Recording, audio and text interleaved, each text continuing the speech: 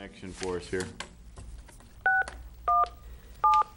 The first order of business will be the approval of the minutes of June 19th. Is there any changes to the minutes? Did we cover everything okay? All right, then we will stand, the minutes will stand approved as mailed. This brings us the first opportunity for public comment. Is there anyone wishing to make public comment at this time? Hello, Hi, is this Bill? speaking. Bill, we're just getting you online here so that you can hear and we can listen to you as well as you have information regarding the jail ad hoc meeting. Who is this? Okay, great. All right. Let us know if you need anything. Okay, Chris, would you please, or have someone from CHS identify who the gentleman is on the phone for us, please? Yeah, that's Bill Posios. He's a forensic psychiatrist who is central to the psychiatric proposal that we'll be presenting. Okay. Okay. All right, very good. All right, so let's start with the presentation. Do we want to do the psychiatric component first, or do we want to do the clarification of the peer support specialist because of the fact that we have Bill on the line? We can go ahead as planned, I think, and then Bill can listen to this, and then that might be helpful for the Okay. psychiatric board. All right, then let's get some clarification on the peer support specialist. You know, we've talked about that a little bit, but we really didn't have any true definition of exactly what we were getting or who we were getting. Right, so I brought back a couple of things. You have a copy, a packet in front of you. It has a copy of the presentation and then some handouts that are gonna go with the presentation today. But in addition to the clarification for peer support, you had asked for some other information as well. And one of the things that we were asked about was, what is a licensed mental health professional?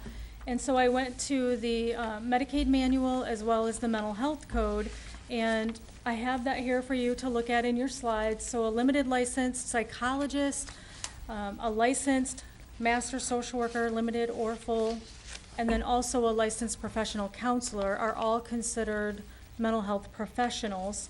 They are licensed by LARA, which is the state regulating body, and they are an individual who's trained and has experience in the area of mental illness and or developmental disabilities.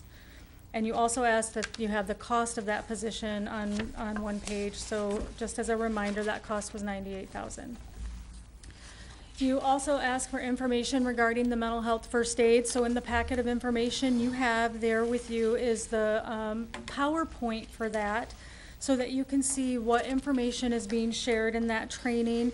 And in addition to that PowerPoint, everyone that attends will also get the manual. And in this manual, it has more specific information about each diagnosis, how to interact with people, and some things that you can do until your help arrives or until your mental health professional is on hand. So that's also in your packet. This is the one-day training. We talked about this last time. I have been in touch with Captain Ritter, and we did secure some dates for the training, should the county approve, and those dates were August 7th, 8th, and 9th. We'll do 3 sessions at the time frame that he suggested, which was 7 to 3, so that all 3 shifts could be trained at that time. So we'll be providing those hopefully next month.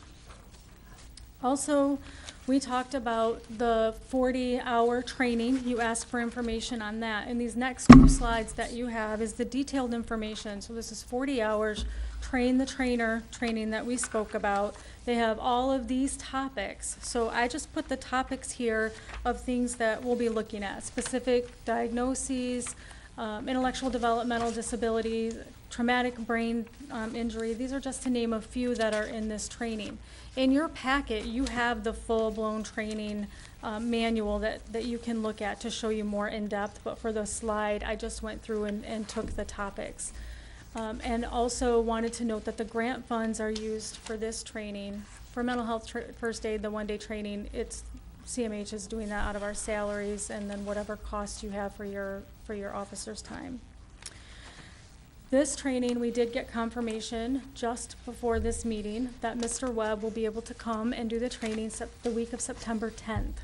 So those are the dates that we're looking at, should the county approve.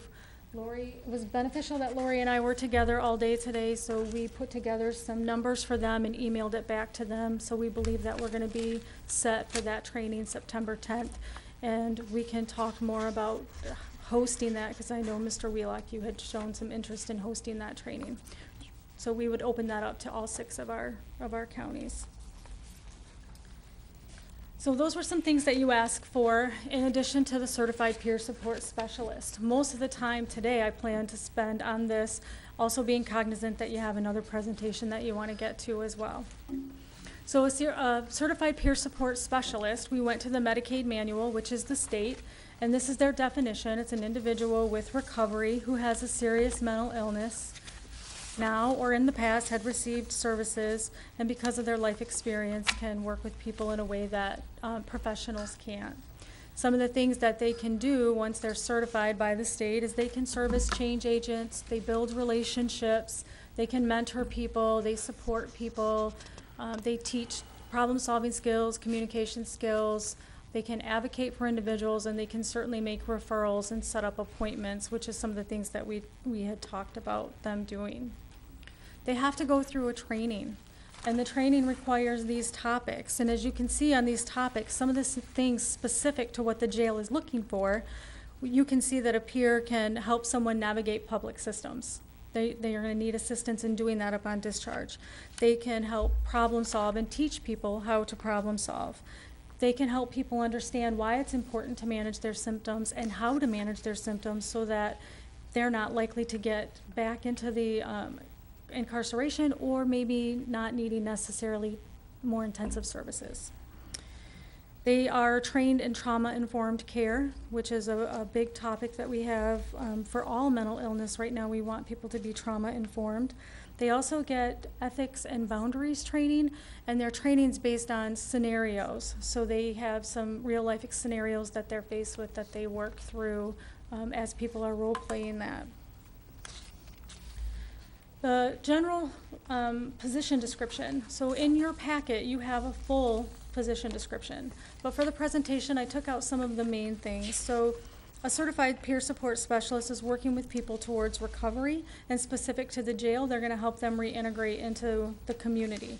They're going to help them with tasks that maybe not everyone would experience, like I can't make a phone call right now to secure an appointment, or I don't even know what services maybe I would need. We're going to help them problem solve through that and make those appointments.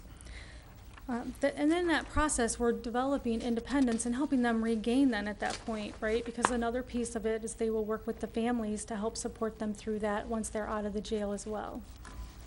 So on this next slide, these tasks, the completion of forms and benefits, the completion of housing applications, scheduling medical appointments that would include behavioral health, substance use, or physical health, assisting them in rebuilding or reconnecting with their family members, and if they're interested with faith-based organizations. These were specific to the first night that we spoke about. These are things that people are lacking when they're trying to reintegrate into the community.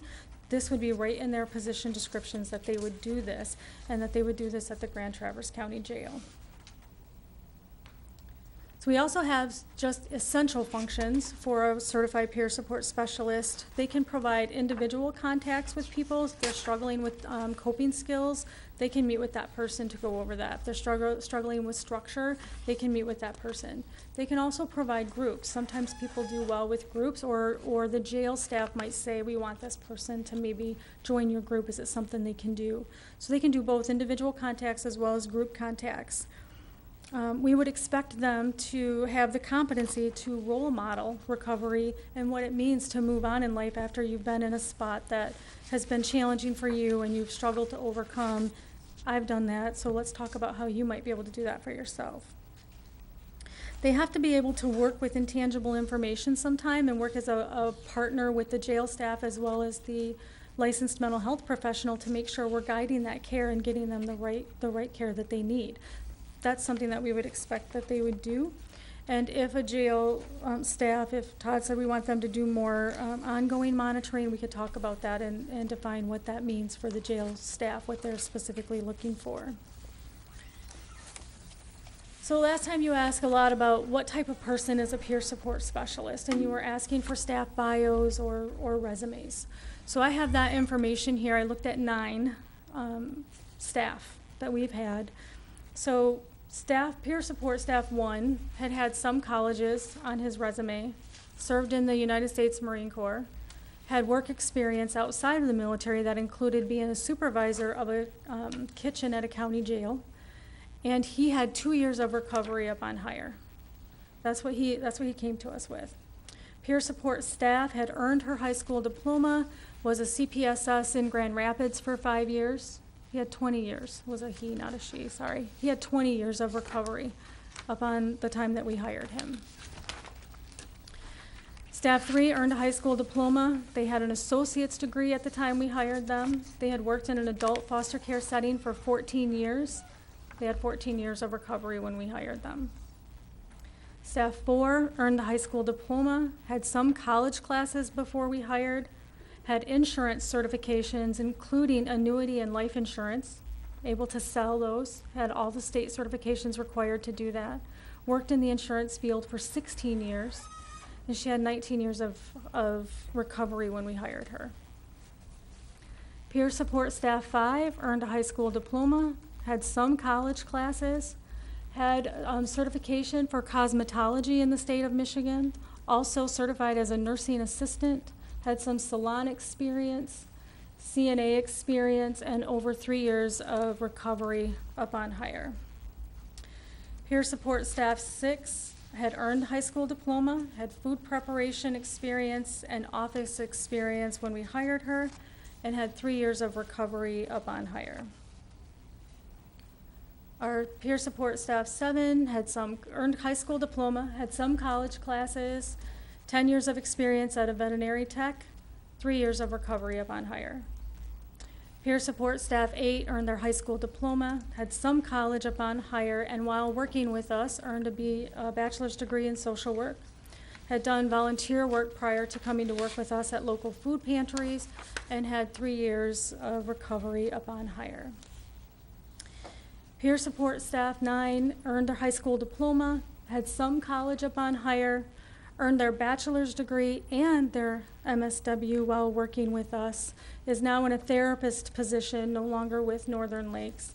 Prior to coming to us, had volunteered experience with Council on Aging, 5 years of experience, mostly working with resorts and waitressing, and had 4 years of recovery upon hire.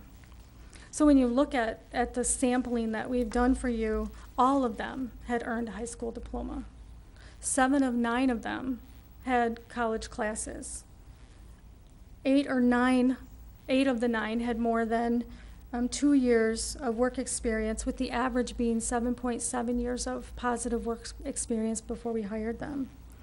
And the average years of, that was of recovery. 7.7 years of recovery. And then the work experience average was 5.5 years of positive work experience before we hired them. So when we take that information and we look at that, like, okay, well, then what services do they provide and how do they make a difference?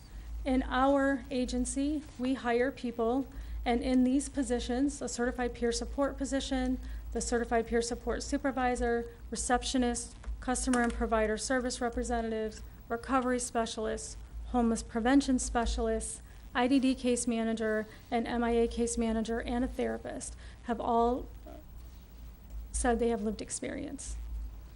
So these are individuals that can provide services. They have the necessary degrees should they be required, but they also have lived experience. So if we look at some of the data that I spoke with you guys about before, in fiscal year 17, our peer support staff had a total of 2,055 contacts. That was a total claims that we submitted of 8,366 units, and each unit is 15 minutes. So that's 125,490 minutes, or 2,092 hours of service that they provided for us. So our total charge to Medicaid for the services that they provided was $378,188. In FY16, we had 2,738 contacts, 12,645 units, for a total of 3,161 hours. and our total charge that we were able to bill Medicaid for the service that they provided was $505,419. So if these Can I positions, interrupt you just a second? Yes. So, in these cases, your certified peer support person, Northern Mental Health was able to bill Medicaid for the service. Does that apply when that person is in the jail? no, because we cannot provide Medicaid in the jail. But I believe we're going to get to some of the outcome data in a moment, and I believe that that will apply to you regardless of whether or not we can bill a service. Okay. Okay? So if our positions for these, we had 5.5 positions that provided these services.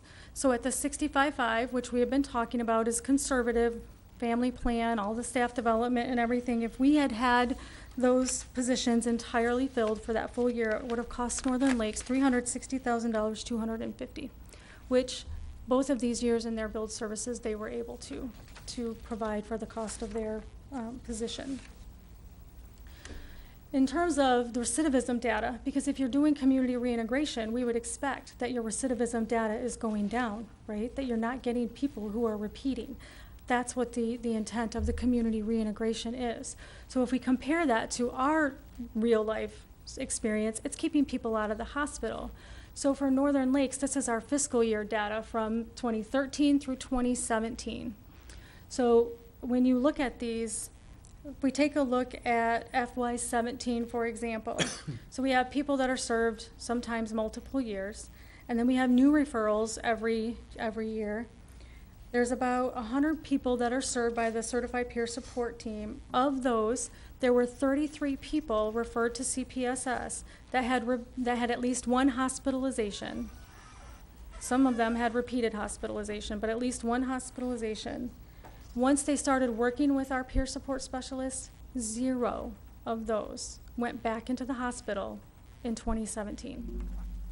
0 of those people that we worked with peers, went back into the hospital in 2016. And you can see that for 13, 14, and 15, we did have some people that did go back, but we still decreased the admissions by 11 in 2013, 13 in 2014, and 28 in 2015. So when you add those hospital admissions up for the entire 5 years, that's a decrease of 123 admissions. And the average admission in an inpatient stay is 8.6 days. And the average cost for a stay at the hospital per day is $750 per day. So when you look at that, this next slide shows you the culmination of that. So in fiscal year 13, the decreased admissions saved Northern Lakes community dollars, the $70,950. And you can see how that goes. For the total 5 years, it's $793,350. So if you look at FY16 and you look at FY17 and you combine the services that we were able to bill for, and you combine the hospital savings because of the decreased admissions, you get $750,519 for fiscal year 15. Or sorry, fiscal year 16. And for fiscal year 17, you get $591,038. And again, just as a reminder, for a program that costs us $360,250. So when we talk about the value of the peer support services, and when I shared with you last time, it's not my opinion. If the data shows us that we have success with this program, this is the information that we have. And should we look at accepting this, I would work with Todd to find a baseline of what is your recidivism right now. We would work on finding the right person for that position that would be able to provide the peer services in the Grand Traverse County Jail, and we would begin to track the data that we could track to show that this is working for you as well in terms of recidivism. And that's just dollars. That doesn't, I mean, if you take for a moment, what does a hospitalization do for someone? You have quality of life improvement. This doesn't even look at, did we keep them from going into more intensive services? Because maybe that was an outcome as well. There's a lot of other information that we haven't included here. We're really looking at the dollars because that seems to be what we're focused on is does it pay for itself? So that's the information that I have. And then the last document in your packet, I was asked to summarize the highlights of the proposal, the original proposal with this clarification for your county commission meeting. So your very last document in your packet is that page summary that has the information on it about the cost and the details of the proposal, aside from the psychiatric component. I have a couple questions. Go ahead. The first is the data you're presently analyzing. Is that data regarding services that were provided in some setting other than in a county jail somewhere? These are all the services that are provided in the community, in the homes of people, and in our office within the 6 counties that we serve. And are the services that are being provided, do those tend to be related to addiction as opposed to mental illness? Some do have co-occurring illnesses, yes.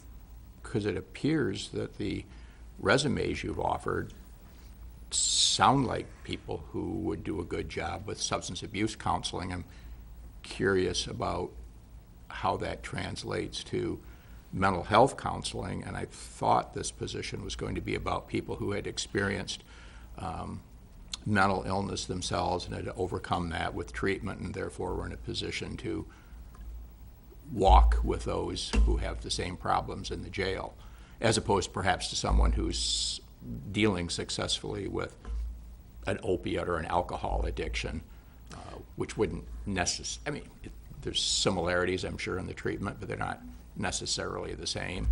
It's not, I'm walking in your shoes. It's both. We have some of the peer supports that I gave you. Some of them have addiction problems and had serious addiction problems. Some of them were homeless and had serious homelessness problems. All of them, at some point in time, or just as you described in terms of, I don't think that I can go on. State hospitalizations, community hospitalizations, not being able to function in society, not working. And through their recovery process, through the services that they received to help them with their recovery, they are now in a position where they can hold a peer support position and help other people that went through the same things they have gone through. Did all of these 9 also do some period of time in a county jail somewhere? I believe one of them that I know for sure. And one of them worked in a county jail as a kitchen supervisor, which interestingly enough, I did not know before preparing for this when I was asking them, can I share your information? Because some people could identify who I'm talking about by some of these characteristics. So I did not know that the one gentleman worked in a county jail. And he was like, fine, you can tell them. It was actually Roscommon County that he worked at. He was fine with me sharing that. I think what we've talked about with the peer, I guess we break this up in a couple different pieces. The question, at least in my mind, and I think in Judge Rogers' mind, is the value of this peer support group. And it's easy when you look at it, and you can talk about dollars and cents when you talk about it in the community. You can't talk about dollars and cents when you're talking about it in jail, because you can't bill it. So then we have to get back to the idea of what is our recidivism rate? What do we do? How do we help the people that are being released from the county jail to integrate back into the community? I think that's the big piece that I see the peer support specialist being able to do, is help us integrate these people back into the community. Sure, they're going to have someone that they can talk to in the time while they are incarcerated, but we have a lot of people that they talk to, and probably some of them they'd be better off not to talk to that while they're incarcerated. But the bottom line is, we don't have anything to help those people make the move back into society, if you will, how to help them integrate into the community. And I think that's the thing that Captain Ritter and I have talked about a lot, that we're really short of, is how we integrate these people back from, when the average person spends, 17 days in the county jail or something like that. Okay, at the end of that 17 days, how do they go back into the community and get better, or cope, if you will? So I think that's the big advantage of the peer support specialist.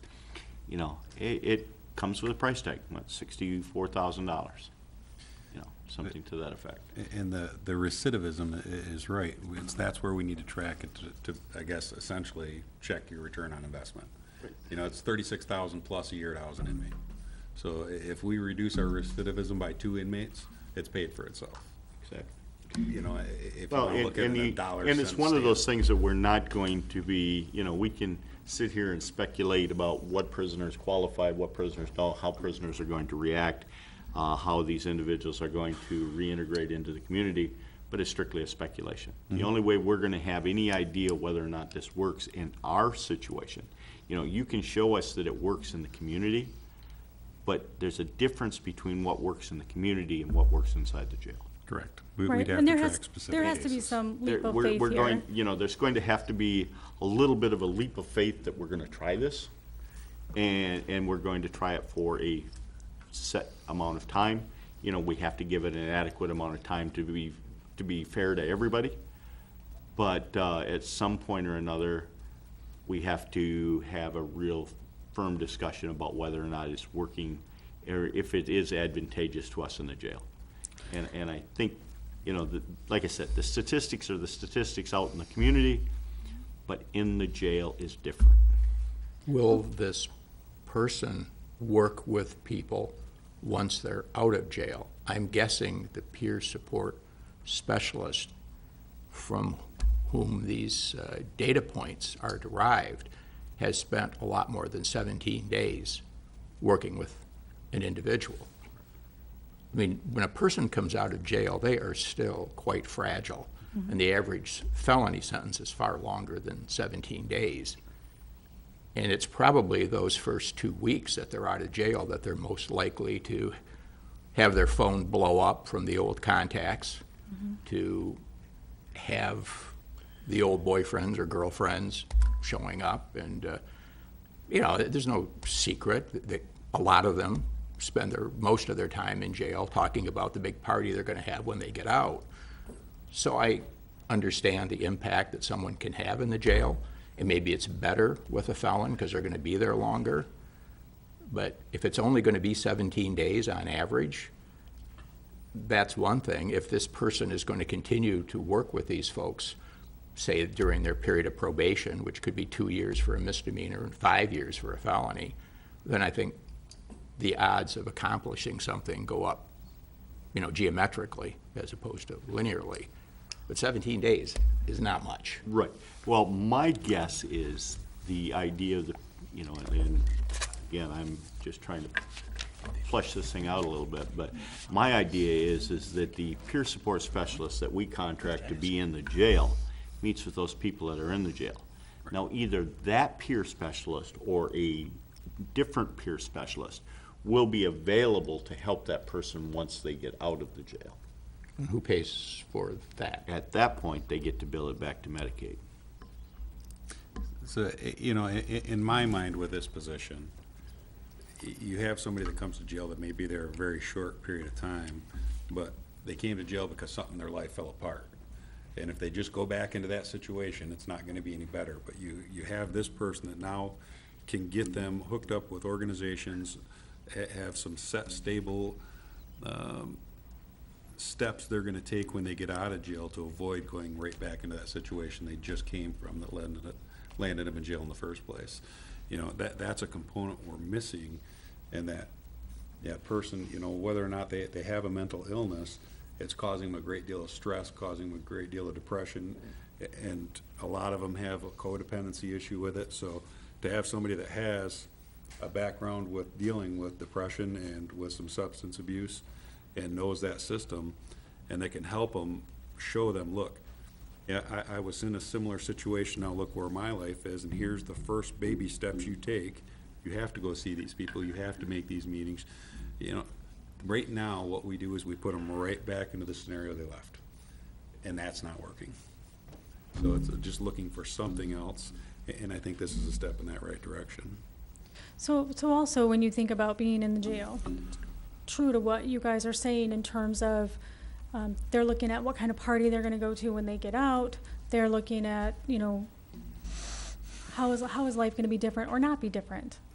Right now, they don't have someone in the jail that is helping them to challenge them to say, how's that working for you? They have other people who are saying, yeah, well, I bet I can throw a bigger party. This is one option where you have someone, even if it is 17 days, and this person works with them. Maybe they could see them once every day. That's 20, 30 minutes that they have with someone who's saying, you know, your life can be whatever you want it to be. What do you want it to be? And so you want it to be that? How do we help you make that happen? What kind of things do you need when you get out of here? You don't know what you're going to do about your meds? Let's find a way to get you your medications. How about we set up a doctor's appointment for you when you get out? Oh, you don't have a ride? How about we call your family or your church or whoever you're involved with to see how we can help you problem solve with that? They don't have any of that right now. All they have is you have inmates feeding off of inmates, and what they're feeling is a survival situation. We're believing that with this proposal, you put a person in there that can give them a different perspective and a different outlook and help them understand that I've been there, I did better, let me help you do better, what is it you want, and let me help you figure out how to get it. So is this peer support specialist working in the jail then going to be the same peer support specialist who continues to work with the inmates once they're released and become members of society again? Or is there going to be additional peer support specialists that are going to be working with them once they get out to help with this continuity of care and to make sure they're still on the right track? This is a discussion that Todd and I have yet to have to get into specifics. In some conversations that I've had with Todd, there's been some interest that he thought this person might help them to a certain extent. So what that would look like, we haven't defined. In order for them to have peer support services through mental health, they would have to meet our criteria at that point. So I think that's why this is a conversation that Todd and I need to have about what does it look like? And that's kind of the hitch is whether or not they're going to qualify to be a registered CMH consumer when they get out.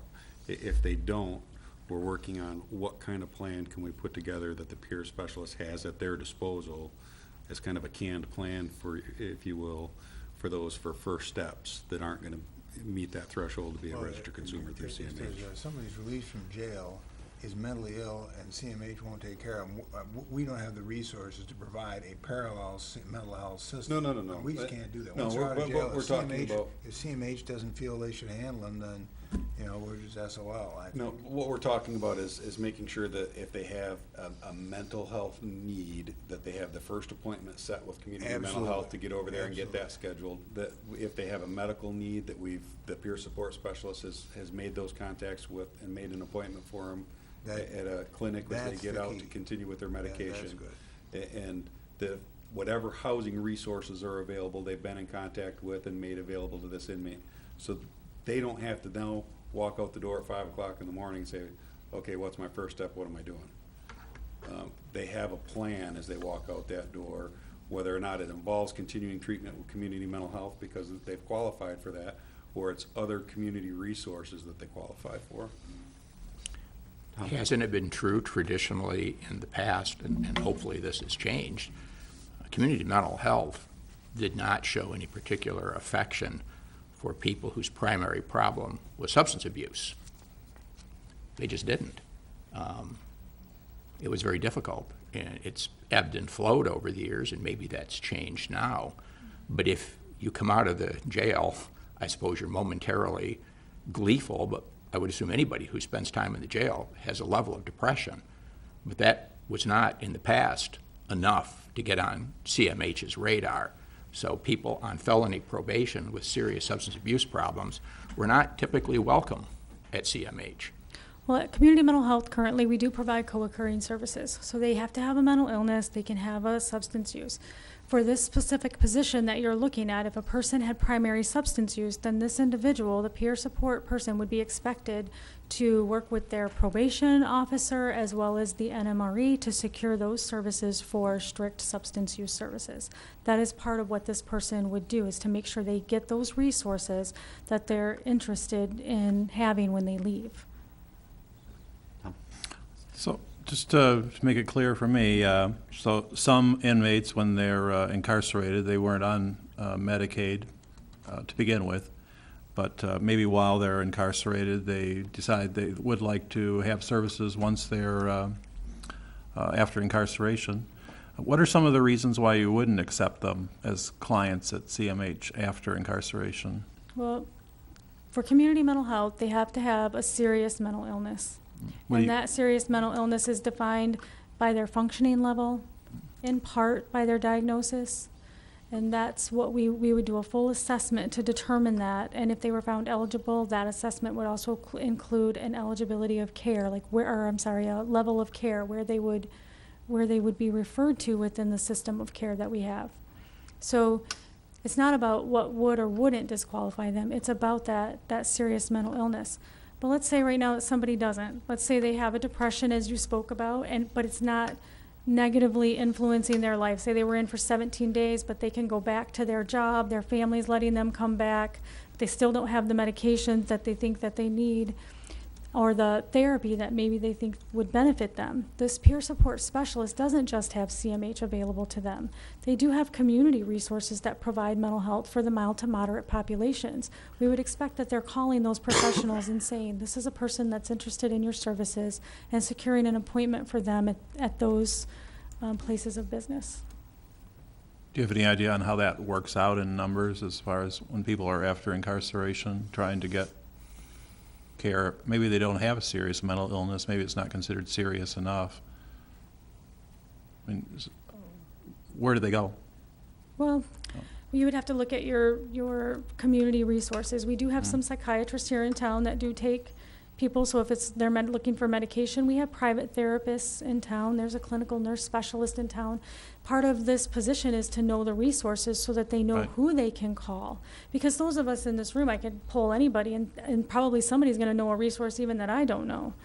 But the reality is, as you do this and you get better at what you're doing, and this position learns what the jail is looking for and what resources and who will take them, and in terms of care, they're going to get better at being able to make those referrals and make those connections more immediately. I think the important piece is what we've been able to put together here in this 3 or 4 meetings that we've dealt with is some sort of an action plan, if you will, that involves, number one, getting a better handle on the mental health issues of the people as they come into the jail and as they deteriorate, if you might, while they're in the jail. Having a mental health professional in the jail that is available to evaluate them on a more regular basis. We know that this proposal comes with a price tag, and it will be my job to sell that price tag to the county board. We'll work on that part. But the bottom line is we have to look at it from what we've put together here is, for beginning, we've acknowledged that we are not meeting the mental health needs of the people that are in the jail. So we need to do something better with that. And we've looked at it from the increase the mental health professional that's in the jail. Carl and I have had that argument for years and years about who should be paying for that. But the bottom line is we are at a point now where we need to evaluate how to do it better. We can't point fingers at whose responsibility it is. We just simply need to figure out a way to do it better. And by increasing the mental health professional in the jail, the big piece that I like about the peer specialist is that transition, that opportunity to help that person as they get out of the jail. Now, we've talked about, over the years, we've talked about a lot of times the people with mental health issues that are in our jail who are not clients. There's never an issue with those people that are registered clients with CMH. It's those people that are not. And I've always said that every person that they made an assessment on in the first place wasn't a client until they were seen the first time. But, this gives us an opportunity to evaluate that person and look at their needs and determine, well, are they qualified to be the client?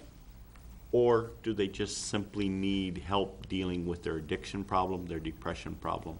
And can we put them in contact with other resources which may or may not be connected with CMH, but can make a difference in cutting back the recidivism? Todd's exactly right. If I can keep 3 people or 4 people a year from going back to the county jail, I pay for this whole program. So that's a great thing. And it's good for the client, it's good for the community. Do we have any other questions about the peer support specialist at this point? I don't have any questions about function, and I'm not at all opposed to the position. It's certainly worth a try. And the integration with probation could be done quite smoothly. I'm just back at my same issue. I don't know where the price came from, and I would certainly hope that if this is something that you and Commissioner Mayer support, you'll show the same open-mindedness the next time the Circuit Court Association shows up with a group of highly skilled individuals, because you will be reminded. I'm sure. And I have lived through 3 or 4 of those god-awful human resources assessments. When I came into office, they had just announced, remember this, Judge Power, that young prosecutors were to be classified as dog catchers. Same as dog catchers. Same salary. So, you know, we've lived through that, and you can't make these decisions, well, you can, you're the commissioners, but you shouldn't make these decisions in isolation, because you will be reminded of this and of your hypocrisy if you continue on doing what is always best for the county, which is ignoring the real-life wage demands of the people who work here, who have a high degree of skill in training and experience. End of rant. Glad to see, even though Phil's retired, he hasn't lost his touch, you know? I just am out of practice. We've had that discussion a few times before, right? Oh, yeah. Even over breakfast, so it is what it is. Okay, let's move on and let's talk about a little bit about the psychiatric component of the services that may be available to us in the Grand Traverse County Jail.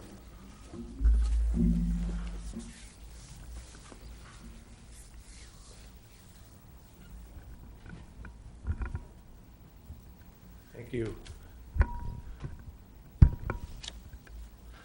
Hi, thank you for allowing me the opportunity to present before you. I'm Curtis Cummins. I'm the medical director at Northern Lakes Community Mental Health Authority. A little bit of background as to why I'm here, along with my colleague, Dr. Monteith. After your May meeting of this group, Carl Kovacs, our CEO at Northern Lakes CMH, approached me to ask to think on, is there a way to potentially bring as a complementary proposal to the existing Northern Lakes proposal that was made back then, that would include the presence of psychiatry, delivery of psychiatric services within the jail. And of course, I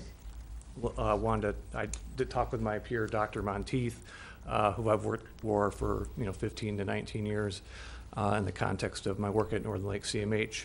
And anyway, here we are before you. So if I could ask Dr. Monteith to introduce himself. Thank you. Just to level set, we're going to tag team a little bit, and also Dr. Posios, who's on the call, is really kind of where we're leading up to. Our presentation is going to kind of be like a funnel. We're going to start higher level frame and get down to more focused details. Oh, sure. Yeah, he is out of town. He's on the West Coast right now. He will be here, he could be here, by the way, for the next meeting in person if there was a desire to do that. And he has met Captain Ritter and Commissioner Mayer. As these two, Captain Ritter and Commissioner Mayer, gave myself and Dr. Cummins and Dr. Posios a tour, and we sat down and had a fairly lengthy talk. I don't know, but I want to say it was maybe 2 hours that we got together. It was very productive. So by way of introduction, Behavioral Medicine Associates is a group of psychiatrists that have worked in the region since 1996 continuously. Numbers of psychiatrists that have been a part of it have varied, typically between 5 and 7. We've served a number of different entities. Right now, we're primarily serving community mental health locally, Northern Lakes CMHA. And we've also worked with Mercy when it existed in Cadillac. And then also there have been people who have worked in the private practice environment. So when Carl approached Kurt and Kurt approached me, Kurt and I processed it, as well as some of our local psychiatric colleagues. And the reality, as you all know, is that working in the corrections jail environment is a unique environment that requiring a certain amount of unique expertise and capacities. And very frankly, as general psychiatrists, we didn't feel that we were a good fit for that because of the required expertise that really needs to be brought to bear to provide services in the jail corrections environment. So we spoke with Dr. Posios, who is based in Ann Arbor. He currently works full-time with the Michigan Department of Corrections. And so I'll give you a little bit of my background. Kurt will introduce, and then I've got an intro for Bill. So, as I said, I'm a psychiatrist. I'm board certified in psychiatry. And I have worked with Northern Lakes CMH or its predecessor since 1992. I live in Traverse City. Have lived here for over a quarter century. I also, with one of my hats, am medical director for Together Health Network, which is a large network of 41 hospitals in southern Michigan. It's a joint venture between the Trinity Health System, the Ascension Health System, and the University of Michigan. And my focus has been for about 4 years at THN, Together Health Network, and the Trinity System, where I was before that on integrated care. I think that one of the key themes that we hear here is the need for us to work together. We have to partner, which is why it's so great to be here looking at a partnership with NLCMH for delivering services. Other hats that I wear, just by way of background, I'm on the board of directors of the Michigan Health Information Network, which is the infrastructure that deals with health data. And I'm on MQuIC, which is the Michigan Quality Improvement Consortium, led by Blue Cross Blue Shield. It has to do with looking at practice guidelines and metrics. And so with that, we'll turn it over to Kurt. Thank you. Yeah, so I've been with Northern Lakes CMH and its predecessor since 1999. I've been medical director for approximately 4 years, but a provider prior to that. Before I was here in Traverse City, where I live and work now, I was at the University of Wisconsin for my training in residency, and to the University of Michigan for both a medical degree and undergraduate degree. And I'm board certified in addiction medicine and provide adult psychiatric services. And I'm on staff at Munson Medical Center along with Dr. Monteith. I also provide inpatient care there as well, working in the emergency room, and so very familiar with that environment. So those are some of the various hats that I wear as well in the community. And by the way, I'm a proud Michigander. I'm born and raised, and some people might think I'm conflicted. I'm not, because I love them both. I went to University of Michigan undergrad, at Michigan State for medical school, and then Michigan State for residency. So, Bill Posios. I'm going to read his bio here. Bill is a physician who's board certified in forensic and general psychiatry. He received his undergraduate medical degree from Tufts in Boston, completed his residency training in general psychiatry at the University of Michigan in Ann Arbor. Bill is also born and raised in Michigan. Dr. Posios completed his fellowship in forensic psychiatry at Case Western Reserve in Cleveland, where he studied under psychiatrists by the name of Dr. Phil Resnick, arguably the nation's leading forensic expert and teacher of forensic psychiatry and forensic medicine. Dr. Posios has treated child and adult patients in various settings, including the psychiatric emergency room and correctional facilities. He has a particular interest in mental health, stigma reduction, and public policy, having worked in Washington, D.C. as a congressional fellow in the office of the chairman of the U.S. House of Representatives Committee on the Judiciary. Building on his experience in D.C., Dr. Posios consulted with governmental agencies, media outlets, and nonprofit organizations on media depictions of mental health and substance abuse issues and their impact on public perception. He has presented at conferences on forensic psychiatry, published articles, book chapters, and mental health in the media. Believe it or not, and he's younger than the two of us. So he's, as I said, he spent his career, this is what he does. This isn't a side job for him. His interest, his passion is working with this population. He's an active member of the American Psychiatric Society and a past president of the Michigan Psychiatric Society. So with that, again, when we think of this kind of presentation as a funnel, starting at the top, this is a critically important concept, that we're not just somebody who writes prescriptions, as you know. In fact, the metaphor that I would use here is an iceberg. Really, the tip of the iceberg is, for example, writing a prescription. But it's what's behind that that's so important in terms of your ability to diagnose, assess, our education, training, experience, our ability to have pattern recognition of a lot of data points in working with patients, and to detect and address dangers that are under the water. You know, I often say that my father, who was an engineer at Ford, he knows something about engines. I don't. You know, I can turn a wrench with the best of them, but it doesn't mean that I can repair your car. It's a somewhat similar thing. I think important to keep in mind as we look at this. You face the same challenge that we face in healthcare. As somebody who works with healthcare systems, we're all dealing with the same problem as you are. I've heard you talk about it here during the course of the previous presentation. Our health system is dysfunctional by virtue of the silos. We need to work, obviously, on multiple levels to try to change those silos and address these challenges. But clearly, a lot of this ends up kind of rolling downhill to us at this level to try to figure out how can we start to connect these silos to provide the services that are needed. The good news is I think we've got a great opportunity here. Captain Ritter, we have been categorically impressed by his knowledge, breadth, and depth. We, as county residents, are fortunate to have him here in the jail. Also, this ad hoc committee and the effort that you're putting into this, you've put a lot of time and energy, and no doubt we'll put more into it. In order for us to really even begin to get our head around the psychiatric piece, we really have to put at least a few key pieces together. There are three that have to be thought of in our minds as being linked together to support the Grand Traverse County Jail: the psychiatric component, the CMH component, and the physical medicine component.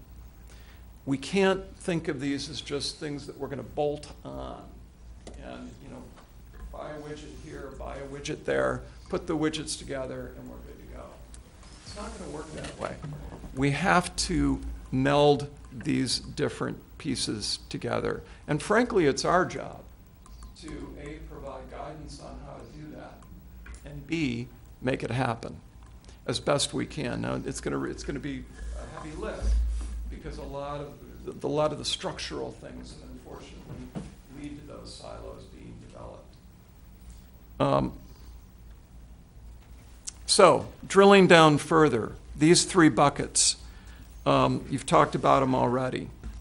What we're calling the pre-custody bucket, the custody bucket, and the reentry bucket.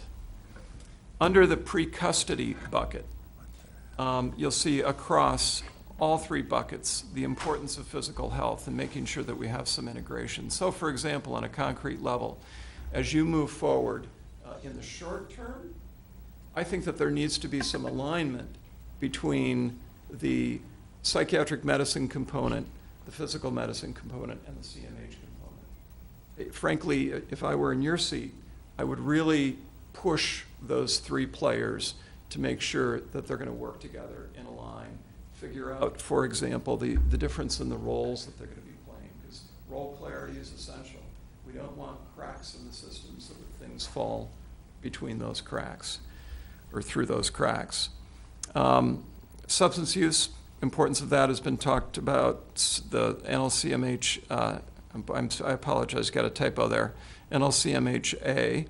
And we wrote social work, although as has been presented now on a couple of occasions, it could be another licensed mental health professional. Integrated care and BOLD, again, that has to be central to our recommendation is that that be central to any approach that's taken to try to address the challenges that you're facing.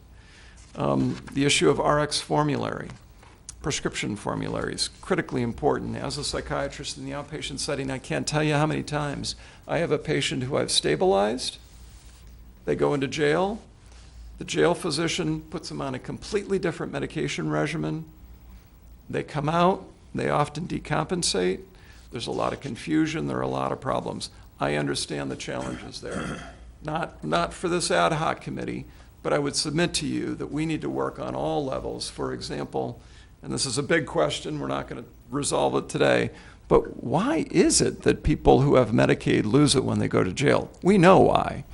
But I can tell you that at the state level, as you all know, this is a huge challenge, not just for Grand Traverse County, but across the state. In both the prison system and the jail system. Prison system different with regard to formulary, of course. But, and then again, pre-custody, the issue of crisis intervention training and diversion under custody.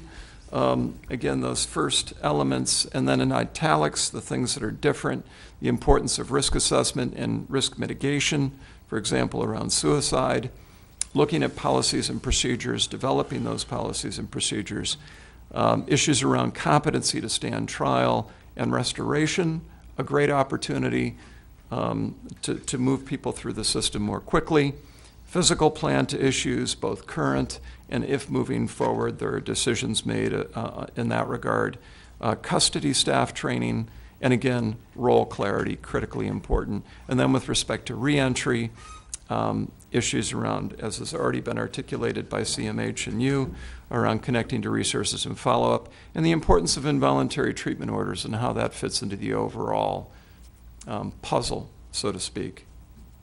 So the proposal that we are looking at, you'll see here, related to forensic psychiatry direct and team care. Bill Posios, we're going to turn this over to Bill here in a minute, because again, he is the person who will be taking this and running with it. Does the material we have a written proposal that we can be looking at while you're discussing it? Sure. This is what you'll see. Just the slide presentation. Oh, okay. That's it. No more details than that at this point. Okay, so nothing here that I should be looking at. Okay, thank you. No. And then program evaluation, development, and implementation. And Dr. Posios believes that he's looking at a 14-hour-a-week commitment.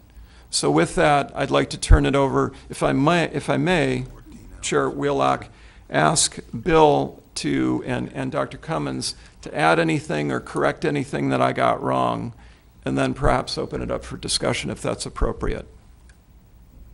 I have nothing to add here. Hi, this is Dr. Posios. Thank you, Scott, for the presentation, and thank you to the ad hoc committee for the opportunity to speak to you all. Again, I had the pleasure of meeting Captain Ritter and Commissioner Mayer a few weeks ago in Traverse City, and I want to reiterate what Scott mentioned earlier in how impressed we were, not only by Captain Ritter's expertise, but also his passion and frankly his heart for wanting to do the right thing by the inmates at the Grand Traverse County Jail. Providing health care and mental health care services in a correctional environment is often a thankless job, but when you do receive gratitude from an inmate for providing services, it is by far the most rewarding experience that I've had, and that's why I solely provide clinical services in correctional environments, because I truly have a passion for the population and for the unique challenges that are presented in trying to practice in that environment. I think this is an opportunity for the, really taking a look at how mental health care is provided in Grand Traverse County, not only in the jail, but maybe down the line throughout the community, because as we know, inmates, most often and never in jail do they stay in jail. These inmates are going to be re-entering the community. So these are members of the community, and it's an opportunity for us to re-examine how we provide mental health services as a whole. And taking a holistic approach to care in the jail is essential, and something that, and again, I've been practicing in jails and correctional settings at all security levels, in all levels of care for nearly 10 years. And one of the things that I have been involved in the past couple of years has been in the pilot program for integrated care in the prison system, and recognizing that a holistic team approach is necessary to best treat inmates. And so being able to get in on the ground floor, potentially with the opportunity to, really take a look at the current procedures and policies, the physical plant, and the relationship with physical health, nursing, and mental health, licensed mental health professionals, and trying to optimize that care is something that I'm very passionate about. So thank you for the opportunity. I'm happy to answer questions that the ad hoc committee has, and I'm looking forward to continuing the conversation. Thank you. And Bill, thank you. And there's one thing I'd like to add on this particular slide with respect to the NOCMHA proposal and the previous discussions. We've tried to watch the previous meetings that you've had, and we know that you had discussed endorsement of the licensed MHP. The peer support specialist was still a question mark, and that's why we didn't include it here. This is not meant to imply anything in terms of plus minus relative to the peer support specialist, so just to be clear on that. Clarification. The psychiatric services are going to be shared between the three of you? Or? No, they would be performed by Dr. Posios. And he's got 14 hours a week, did you say? That's what he is. Doctor, I heard your resume. I don't believe it. What's that? I'm talking to the doctor. I heard his resume. I don't believe he's got 14 hours a week. You're going to stop writing books and publishing and lecturing and traveling around the country? Bill, you want to speak to that?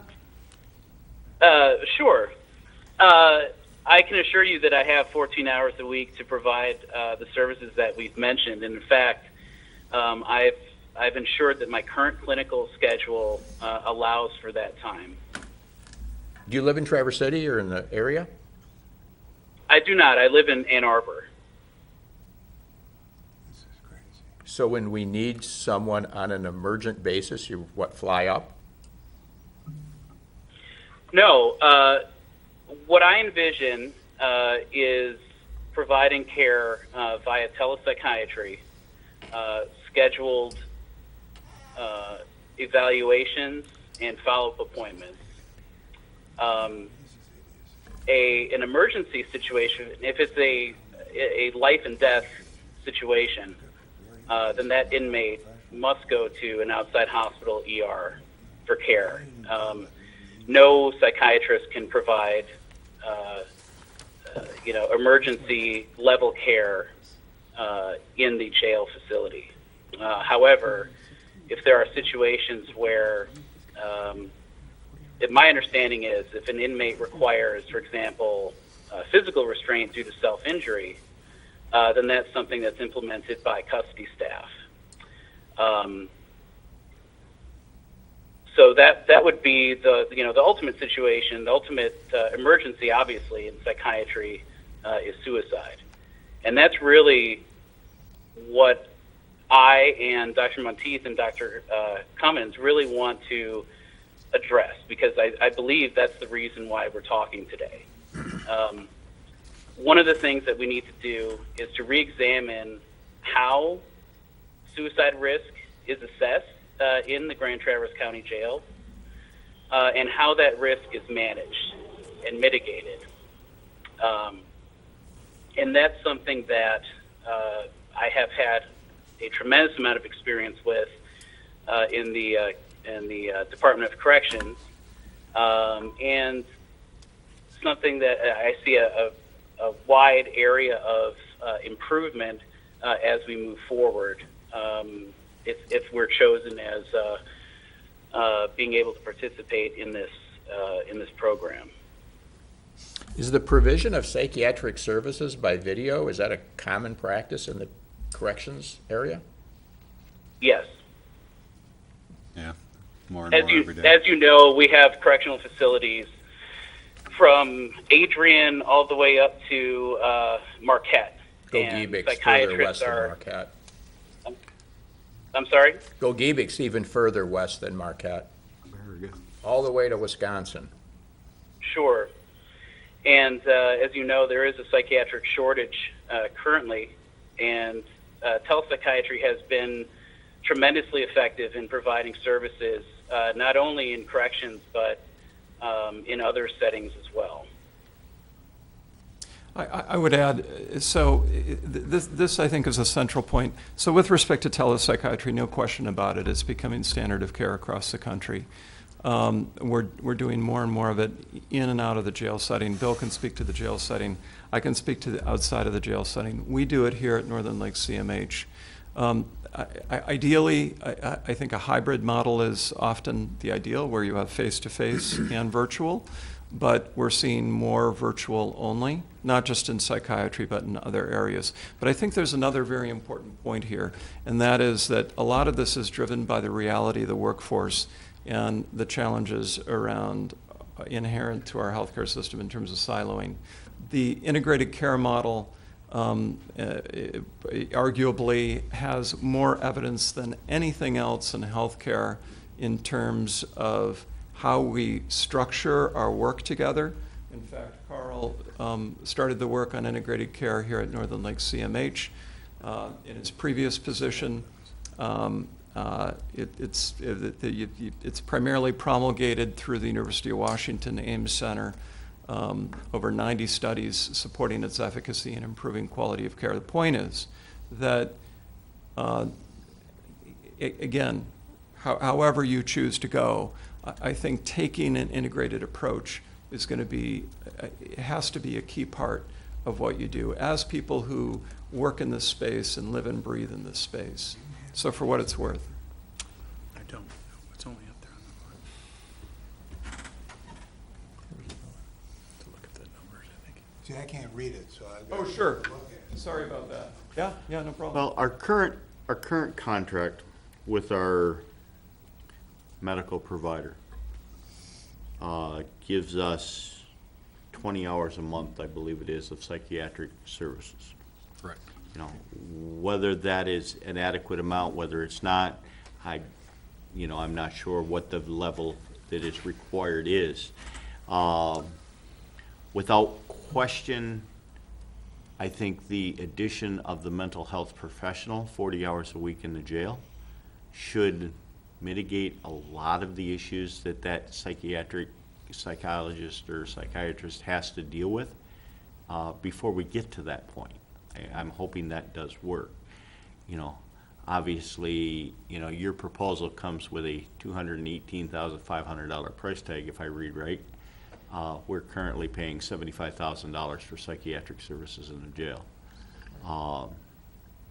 That's a big difference. Yeah. We would have to really have some concrete evidence that this is going to make a huge difference for us, in order to make that argument. I think, Todd can speak, others can speak, but, I think I'm going to have a very, very difficult time trying to tell the public and tell the county board that I need $218,000 to provide psychiatric services in the jail. I have a community that thinks people go to jail because they did something wrong, and they're there for a purpose.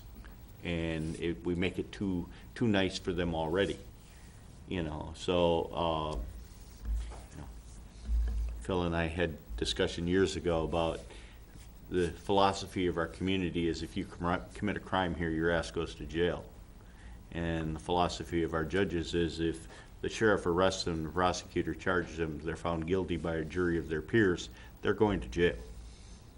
And I think that's probably pretty consistent with the feelings of our community. And, we can get into all the discussion about the depression and the addiction. I've seen numbers that say that percentages as high as 80% of the people in our jail have either some substance abuse or mental health issues. Well, that's a big or, too, because a lot of the substance abuse is the most common. Substance abuse is a very common problem, but substance abuse comes hand in hand with mental health issues most of the time, to some extent. It's whether or not they qualify to be a CMH client or not. Substance abuse generally comes hand in hand with some mental health issues. Well, the goal has always been to use the county jail as it's basically become the social service agency of last resort. Between community corrections, probation and parole officers, jail ministry, there are a variety of individuals and groups that come into the jail to try to help people get better. Despite what people say about coming up on vacation and going home on probation, the people that are in the jail are us. They're our residents, they're our neighbors, they're our neighbors' kids, and you want them to be able to do better. I guess if I was a plaintiff's attorney, I would tell you, Mr. Commissioner Wheelock, you've just said the value of a suicide's $140,000 at the margin. 218 minus 72.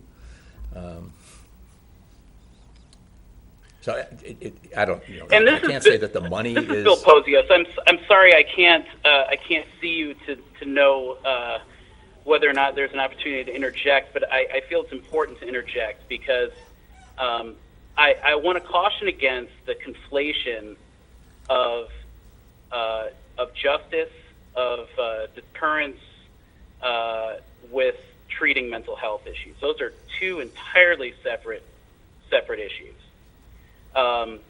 And while inmates are in your custody, it's your responsibility to provide care for those inmates. Whether they're charged with murder or they were charged with breaking and entering. That's just the way it is. And so I can understand why oftentimes the general public looks upon providing care to inmates and prisoners with skepticism, but it is the responsibility of the correctional institution to provide that health care because they're in your custody and they don't have an opportunity to get care any other way. No, this is Captain Ritter. I have a question on the proposal. So as it breaks down, it's the psychiatry, care coordination, and program evaluation development. The program evaluation development and implementation is going to be for a set period of time. It's not going to be an ongoing thing. So, and to get back to Commissioner Wheelock's point earlier, with 20 hours of psychiatric service now, is there somewhere between 14 hours a week, if we're looking at adding an additional 40 hours, that we can get up front some time to get an implementation of a program, and then consistent with what psychiatric services we have now to see if the implementation of a mental health professional helps either offset that need or increase that need. But then, we have the implementation up front and then drop to that 20 where we're at with these additional services to see if those services should go up or if it's adequate with these additional healthcare providers in there.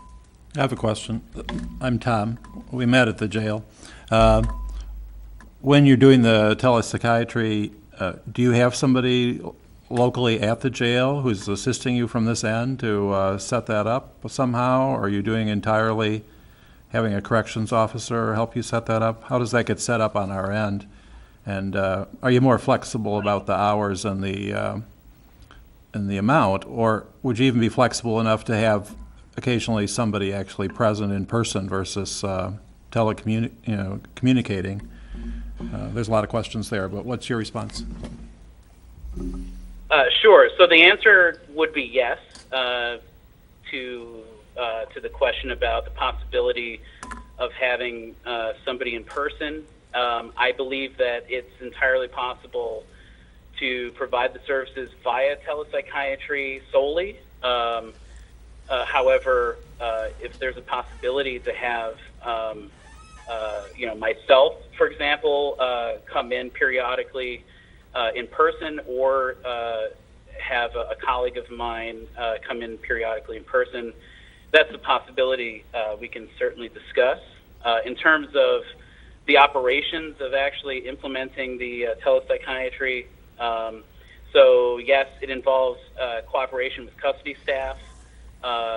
Essentially, what I would see happening is the generation of a call-out list. So the inmates would be ready to go and prepared by custody staff to be brought into the office for evaluation. Oftentimes, a nurse or a licensed mental health professional may be present during the evaluations, so as to be on the same page, so to speak, with the psychiatrist and with the inmate in terms of creating the treatment plan, and which is something else I want to speak to in terms of making sure that the team is working cohesively. Some of the hours that we've estimated, and again, this is an estimate. I don't think that we'll know exactly how many hours are sufficient until we actually do the thing. However, some of that time, out of necessity, has to be set aside for the purposes of coordinating care with physical health, with nursing, with a licensed mental health professional, and making sure that there's that time to discuss the patient as needed. And of course, with Captain Ritter, I don't want to fail to mention him. Captain Ritter will be, for whatever proposals ultimately accepted, is going to be an integral part of helping to strategize, plan, and then implement any changes that are made in the prison. So having that time set aside, in addition to the direct care, the evaluating the inmates, the documentation of the evaluations and so forth, all of that is built into that estimate that we've created. But again, ultimately, we won't know the exact number until we're actually evaluating inmates there and seeing what the need is. From my estimation, I would imagine, and from what I've discussed with Captain Ritter, there is a fairly high turnover, and so I would imagine that there are going to be a lot of initial evaluations to do, and that's part of why I think it might be more time intensive than other proposals are speculating. If I may interject two quick things. One, Commissioner Mayer, that's a question that we also asked. And Bill did two things. One, he came up with a pretty solid numbers analysis of the number of hours he felt based on his experience working in MDOC and other places. I mean, he didn't just pull it out. And I believe 4 hours of those 14 hours were viewed as program evaluation, development, and implementation. So that's one thing. The other thing that, again, I'm sorry for beating a dead horse on this point, but again, however, the people choose to move, The importance of integrating care is key. When we talk about how we leverage the skill set of Dr. Pozios, for example, it has to be linked closely with the physical health providers. A major issue, a major risk is substance use, as we know, and the potential for withdrawal or overdose in this setting. And the psychiatrist and the physical health provider have got to be connected at the hip, as does the licensed mental health professional needs to be connected to that team integrally. So again, he's built time in here for team meetings so that people can process this, just for what it's worth. What expectation of privacy does the inmate have in a television psychiatric hookup? It sounds like these are all going to be recorded. No, they actually aren't recorded. Dr. Monteith can speak to this as well. But the systems that I have used, they are all they're secure in terms of HIPAA protections. It's not like we're going to be using Skype. There are specific vendors that provide these services that assure HIPAA compliance and so forth. And the services, again, are not recorded. Yeah, in short, they're not recorded, and two, they're over-encrypted technology. Again, we use it as NLCMH, and actually we do use Skype, but we use business Skype, which is different than kind of the retail commercial Skype. And the second question that I have, we've 100% at this point focused on patient-doctor treatment.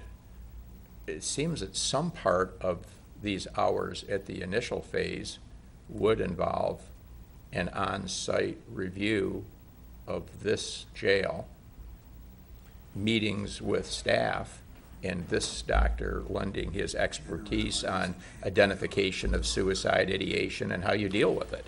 I mean, that's the gorilla in the room, is people are attempting, as they do in all jails, from time to kill themselves.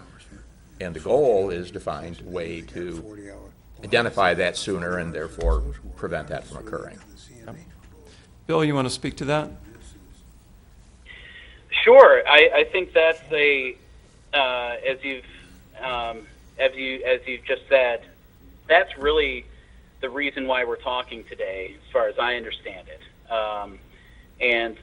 And frankly, that is the number one job that I have is to try to accurately assess risk for violence and for self-violence, suicide, and to implement mitigating strategies to prevent a bad outcome. Obviously, there are situations in which, in hindsight, things could have been done differently or what have you. But preventing suicide is a big challenge, and even the most skilled psychiatrists, will have their work cut out for them in terms of accurately assessing that suicide risk. There are so many factors that go into it, but one of the most important factors in jails is receiving bad news, and that can happen at any time. And oftentimes, it's not something that custody staff is alerted to, that the licensed mental health professional is alerted to, and the psychiatrist may not be alerted to. And only after kind of doing a psychological autopsy do you understand that there was this intervening event, bad news, that led to a suicide attempt. Well, the question was whether any of your hours are going to be devoted towards assisting this jail in better identifying suicide ideation. Oh, absolutely. I think that's part and parcel of taking a look at policies and procedures, taking a look at the physical plant, taking a look at how the staff works together, clarifying roles of the custody staff, of nursing, of licensed mental health professional, of potentially peer support specialist, myself, or another psychiatrist.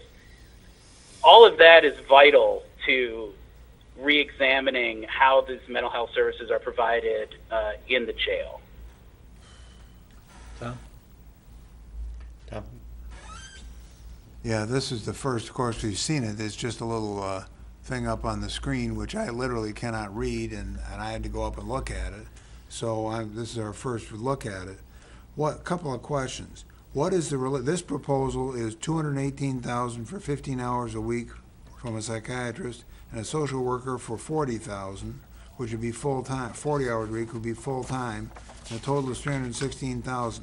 How does this proposal relate to the CMH proposal, which is for a professional, a mental health professional and a support specialist, and they insist on it being a certified peer support specialist, and I don't care, but that's fine, which is $163,000.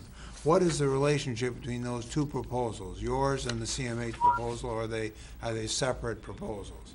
At this point, they're separate proposals in parallel. But again, I think it's a great question, and I would throw in the physical health provider, as I mentioned earlier. I think that whoever you end up choosing to provide your services, it's critically important that you have them work together. Which leads to another question. You mentioned physical health providers. You mean people who treat the flu or a broken arm or people like that? Yep. Or you mean really addiction treatment? The physical health providers will play an important role in assessing and managing the substance use disorder issues.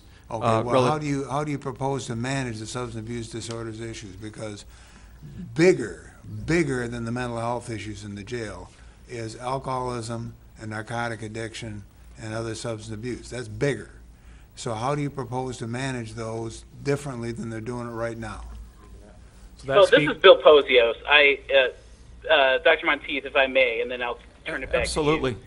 to you. One of the biggest sources of risk and subsequently litigation in jails is death from substance withdrawal, specifically alcohol withdrawal and benzodiazepine withdrawal. And so having a physical health provider who can, in collaboration with the psychiatric provider, recognize and then prophylax against withdrawal is absolutely necessary.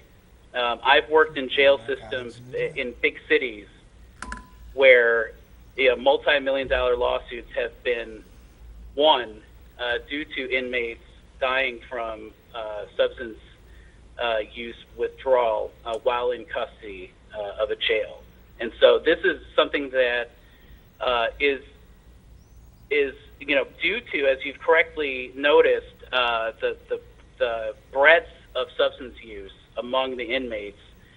This is not something that can be overlooked, and this is something that we have an opportunity to take a proactive stance against, and make sure that the appropriate assessment and treatment is done for those inmates who do have risk for withdrawal from benzodiazepines and from alcohol. In addition to opioid withdrawal, which is also an issue, but the even bigger issue is opioid overdose. So something that Captain Ritter has mentioned, and something that I've encountered as well, is when folks kind of load up, so to speak, on narcotics, opioids, for example, prior to their jail sentence. That presents a real risk of overdose once they come into custody of the sheriffs. So being able to recognize that and administer life-saving treatment is also necessary, and that's something, again, that the physical health provider would play a really key role in collaboration with psychiatry, and the other mental health professionals we've stated. Okay, a couple other questions. What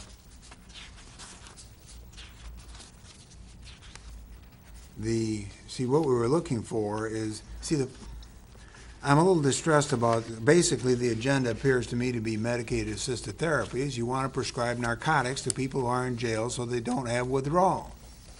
If that's the plan, I personally, you can count me as a no vote right now. Because, this idea, if we're going to say Suboxone and methadone is okay, why is it better to be a methadone addict than to be a heroin addict? I don't think Dr. Pozios was So, proposing I'm that sorry, at all. I didn't. No, I'm sorry. I don't mean to give that impression. That's not what I'm saying. Because we don't need help with that. We got our own issues. What we needed was some mental health services, and now we're being sold a holistic plan to deal with substance abuse and all the world's problems, and we just need help with mental health, specifically, whether it be your social worker or the mental health professional through CMH, that's a good proposal, but the psychiatrist needs to provide psychiatric services, which include, but are not limited to, of course, prescription services. And instead, we're getting a very broad approach, which includes the current fad, which is we mustn't have anybody go through withdrawal. We must keep them on narcotics. I just sentenced a guy today, who has spent 18 months on Suboxone. This is not getting him off addiction. It's just substituting your narcotic for the street narcotic. That's no different. I'm sorry, Commissioner. May I please clarify? That's Judge I can Powers, Bill. Judge Powers. Sure. Judge Powers, thank you. There's a distinct difference between opioid withdrawal symptoms, which can be uncomfortable but are not life-threatening, and withdrawal from benzodiazepine and alcohol, which can be life-threatening and frankly should be of concern to everyone who is concerned about the risk management of the county jail. Those are two entirely different issues, and I don't mean to give the impression that people who are on opioids should necessarily receive treatment for withdrawal, but for alcohol and for benzodiazepines, absolutely they should receive treatment, because what you're doing is preventing their deaths in your jail. As far as overdoses, again, the administration of naltrexone, for example, in jail when somebody is overdosing can save lives. Those are the kinds of services that I'm talking about that are necessary in your jail to save lives. Anything else is not something that I have mentioned or would consider advocating for. And again, the reason why we're talking about physical health is because the brain isn't disconnected from the body. We are holistic human beings, and so taking a holistic approach to providing services, it just makes sense. It's more efficient, creating opportunities for ease of communication between physical health providers who, they're not treating the flu in your jail. They're treating things like diabetes, cholesterol, high blood pressure, and so forth. All of those can have effects on somebody's mental status. And so, having the good communication and a good working relationship between physical health and mental health, it just makes sense. So I don't mean, and I don't think Dr. Monteith or Dr. Cummins are, trying to present services that are unexpected. I think what we're trying to do is, take an honest assessment of what is currently being provided. What are your challenges as a county in terms of, the risk management that you face, and taking a look at doing things potentially in a different way, instead of a bolt-on approach, taking a look at your system, what works, what doesn't work, what recommendations can we make, and how do we make this thing better? and prevent deaths in your jail. That's really what it comes down to. So at the end of the day, that's what I want to help you do. That's what I know Northern Lakes Mental Health CMH wants to do. Dr. Monteith, Bill, I Dr. think, Cummins, I anything think, to add to that? I think Dr. Cummins was going to mention something, or? Actually, I wasn't, but I just wanted to see if there were any questions or. I did want to follow up, just for clarification, because I think it's a very important question. And I'm asking you, Bill, I want to clarify, because again, I defer, you're the expert in this area. But it's my understanding that what you're saying is not using opioids in the jail setting. Is that correct? That's absolutely correct. So Judge Powers, just a point of clarification, I think perhaps I or we miscommunicated. I have never heard in any of these discussions any plan to use opioids such as Suboxone or Methadone in the jail setting. I think that. No, not. I think And, that. and I would take it one step further, actually, Dr. Monteith. So I think one of the things that I can be particularly helpful in is in helping to identify some of the prescription medications that are often abused by inmates in correctional settings, and helping to identify whether or not those medications are absolutely necessary. And I'm not talking about controlled substances. You'd be surprised to know, perhaps, that some antidepressants, are medications of abuse in correctional settings. Some, ADHD medications, for example, which stimulants would not be something typically that would be prescribed in a correctional setting. Treatment has to be individualized, but we also have to be pragmatic in terms of providing services in a secure environment. And that's something that I have nearly 10 years of experience in doing, and something that I feel very strongly about. We have to be safe. I don't want patients seeking medications that they can then overdose on later and create a security risk. I want to be, in conjunction with Captain Ritter and the custody staff, doing the best that we can, and nursing for that matter, because they administer the medication, taking a look at how we can safely administer medications to the inmates and effectively treat the mental health disorders that they have. And I, again, just to beat the horse, I am not talking about prescribing opioids. That's something that I don't do in a correctional setting ever. And frankly, other medications of abuse generally, by and large, don't have a place in a correctional setting either. Again, treatment has to be individualized, and you have to look at the inmate and determine what's appropriate. But I just want to try to reassure folks that may have that inkling. That's not something that I'm advocating for at all.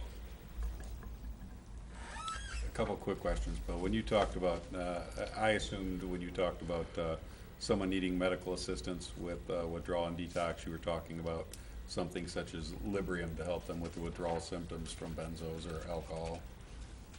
That's correct, or other benzodiazepines. But yes, Librium is a commonly prescribed benzodiazepine to stave off withdrawal. Right, okay. Not to continue a different opioid for somebody that is, so they don't go through opioid withdrawal.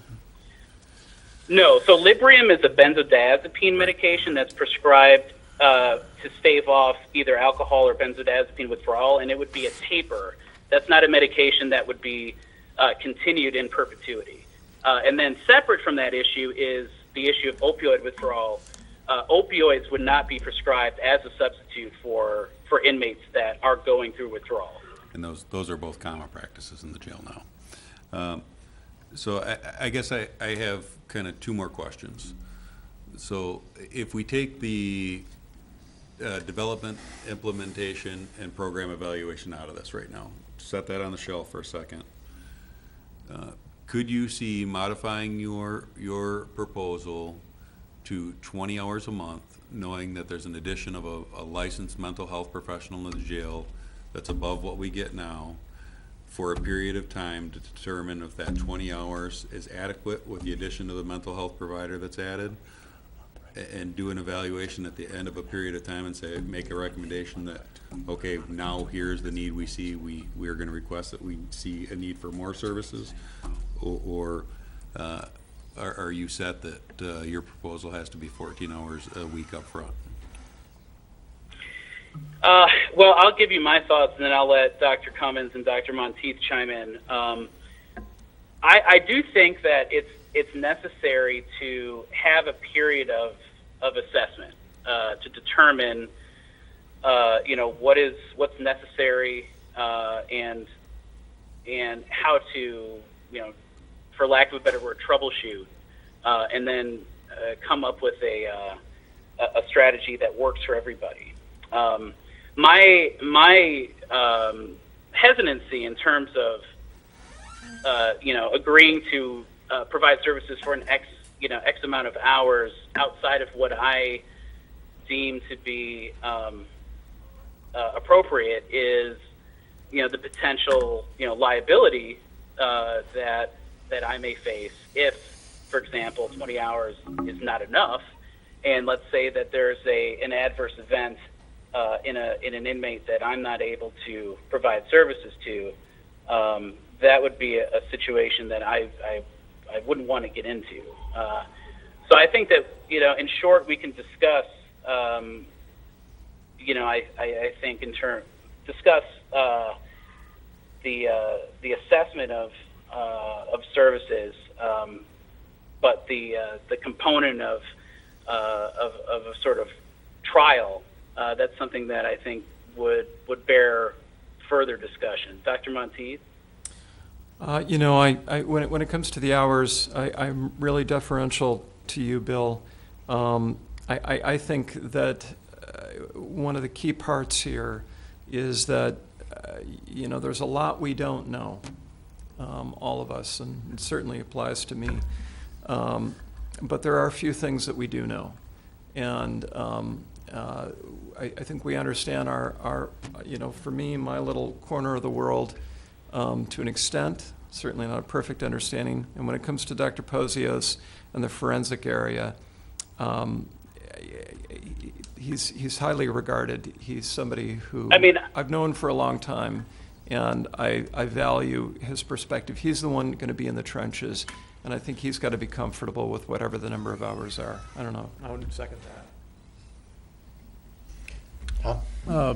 Bill, this is Tom. I'm looking at the slide, and the slide has your part and the CMH part on it.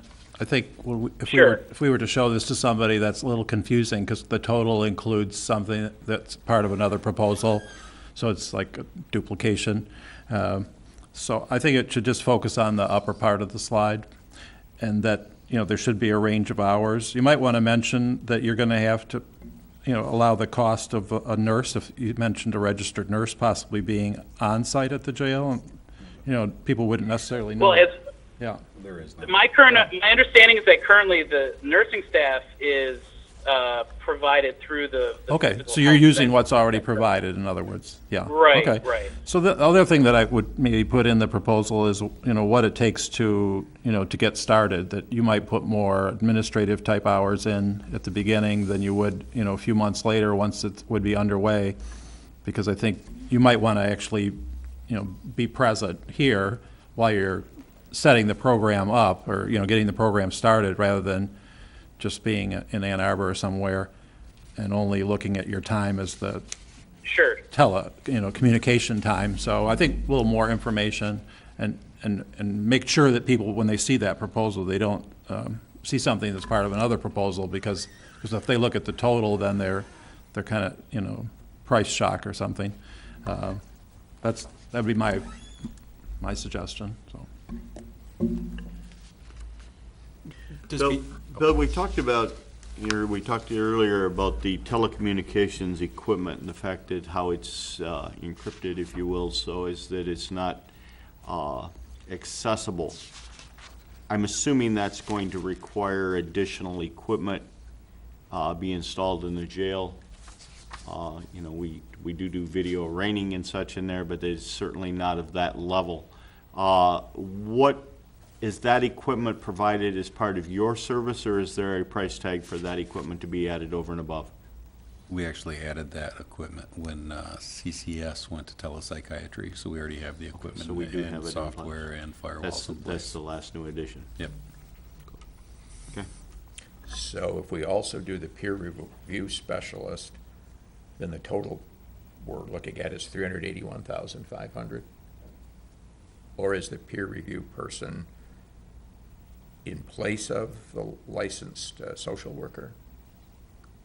Or do they split 40 hours? I thought it was an addition, so. That's what I thought, which No. makes it a $381,500 proposal. If you're gonna do the whole thing and you're gonna Yeah. do it as an integrated Yeah, package. if you did. That's What- right, the county gives that kind of money away every time it does a brownfield plan. Let's just say it's, you know, somebody becomes, you know, they enter the jail on the weekend, and they're just there a short time, and before anybody gets a chance to assess them, they attempt to suicide. How quick are you going to be able to respond from your end to, you know, to counsel that person or meet with that person who just attempted a suicide on the weekend? Well, the urgent and emergent services would still be handled through Northern Lakes Community Mental Health in the fashion we handle it now. Okay. Okay.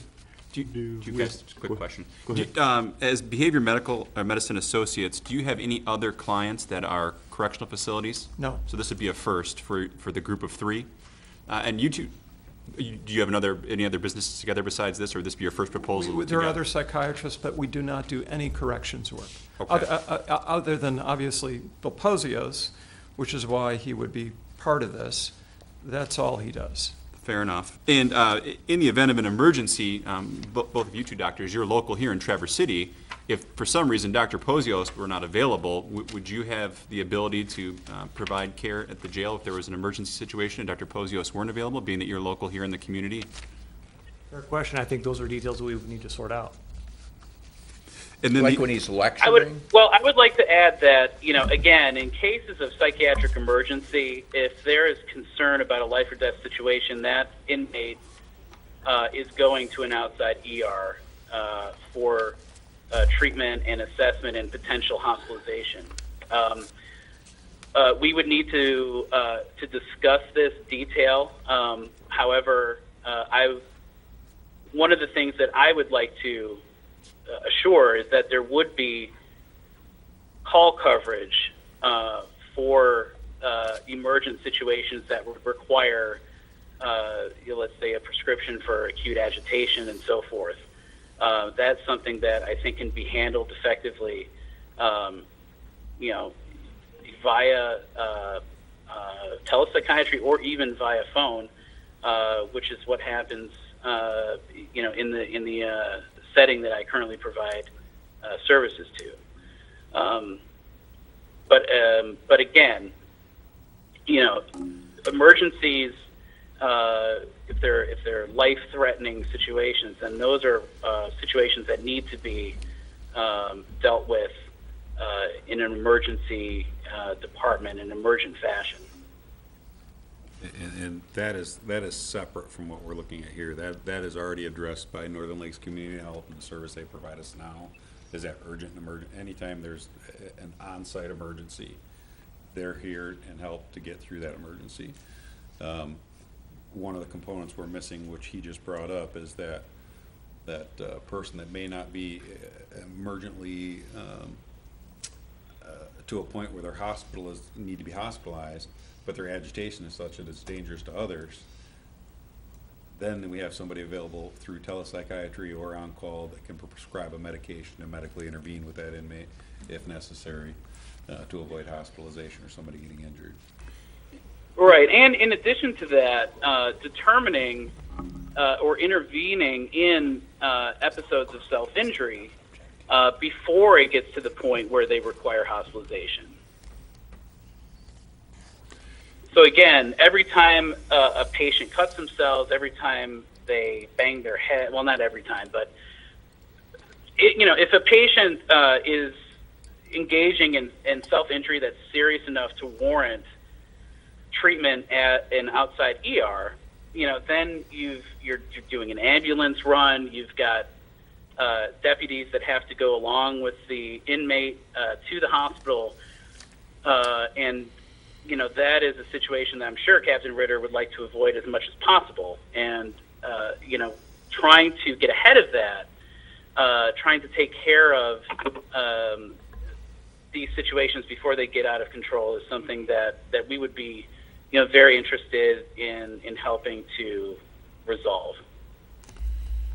Last question. Has this particular approach been applied in any other short-term incarceration facilities? Meaning, Department of Corrections, you've got theoretically at least a year for most inmates to deal with and to work with this program. Now, if we're talking about an average of 14 to 17 days, is there any kind of statistics or any kind of work that's been done with these shorter-term incarceration programs to show how well this holistic approach works? Well, if you're talking about integrated care specifically, to my knowledge, there are no other jail systems, I don't think, that are implementing an integrated care system. The Department of Corrections is on the frontier of providing this kind of care. And so really this is a cutting-edge treatment strategy to address the needs of inmates. You're correct. Some of the inmates in the county jail, if they're only going to be there for 2 weeks, then they may not require the same level of care as another inmate who might be there longer or has more serious physical health or mental health issues. But at the end of the day, I firmly believe that having a psychiatrist, directing the overall care of the patient population in collaboration with a physical health provider and in collaboration with a licensed mental health professional is really the approach that you want to take, considering many of the adverse events that one would be concerned about in a corrections environment have to do with mental health to some degree. Any further questions? No, thanks. Okay. Thank you, gentlemen, for your presentation. We will bring it back for some discussion and see where we get to. Thank you. And thank you for your excellent questions and your passion. Completely respect and value the role that you're playing, so thank you. Anybody want to start? Todd? Comments? Yeah, so the tough thing is looking at hours and knowing where we should go with hours. I think a reasonable approach, because I know where the financial with what the financial implications are of all of the proposal, it's going to be tough. But I think a reasonable plan would be to, for a period of time, look at a number of hours similar to what we have now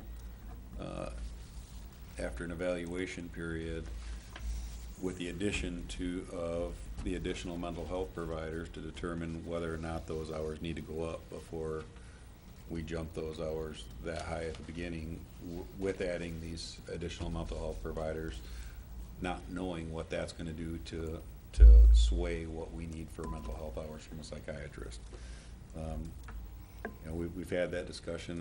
I think that's a reasonable plan. I think we definitely should have an independent source look at how the whole entire psychiatric process for dealing with mentally ill in our jail is a great idea. And, you know, I think these gentlemen bring the expertise to definitely do that and take a look at it and tell us what we need. I don't know that that translates into weekly hours. It's a let's take a look at it and come up with a plan and implementation of a plan, and then again, where are those hours after we implement these other people? I guess so. What I would like is if they consider a different approach or a different proposal, that a canned price, if you will, for a one-time evaluation of where our program is, what policy and procedures we could update, what things we could tweak, and then a bid on a number of psychiatric hours equivalent to what we have now with an additional mental health providers in the community mental health proposal. Would you say, we have, how many inmates right at the moment, about 135 or? About 138 in custody. 138? Here, yeah. So, over time, what would you say typically would be the number of hours necessary for a psychiatrist? Well, right now, I can tell you that 20 doesn't do it. Yeah. But we also don't How have much is the 20 costing us right now? $75,000. So hourly price, I did the quick math, it's about equivalent to what we're paying now, hourly price. $300 an hour. Yeah. I don't object the hourly price. I came up with 300, and Yep. that's not unreasonable. I Yep, mean, so the hourly price is right where we're at. But the 70, but you're right, with a mental health professional in the jail full-time, plus this case manager, certified, whatever, that should leverage the psychiatrist's time and pick cases that the psychiatrist needs to see that, you know, we ought to try, because we're gonna end up, I think your proposal, that trying the 20 hours may turn out to be pretty good. We should go with that. Well, and if it, you know, and in fairness to the doctor who's run a matrix on this to look at it, I agree, there's so many unknown variables, but one of those unknown variables right now is how are these two mental health professionals gonna affect the psychiatric care we need right now?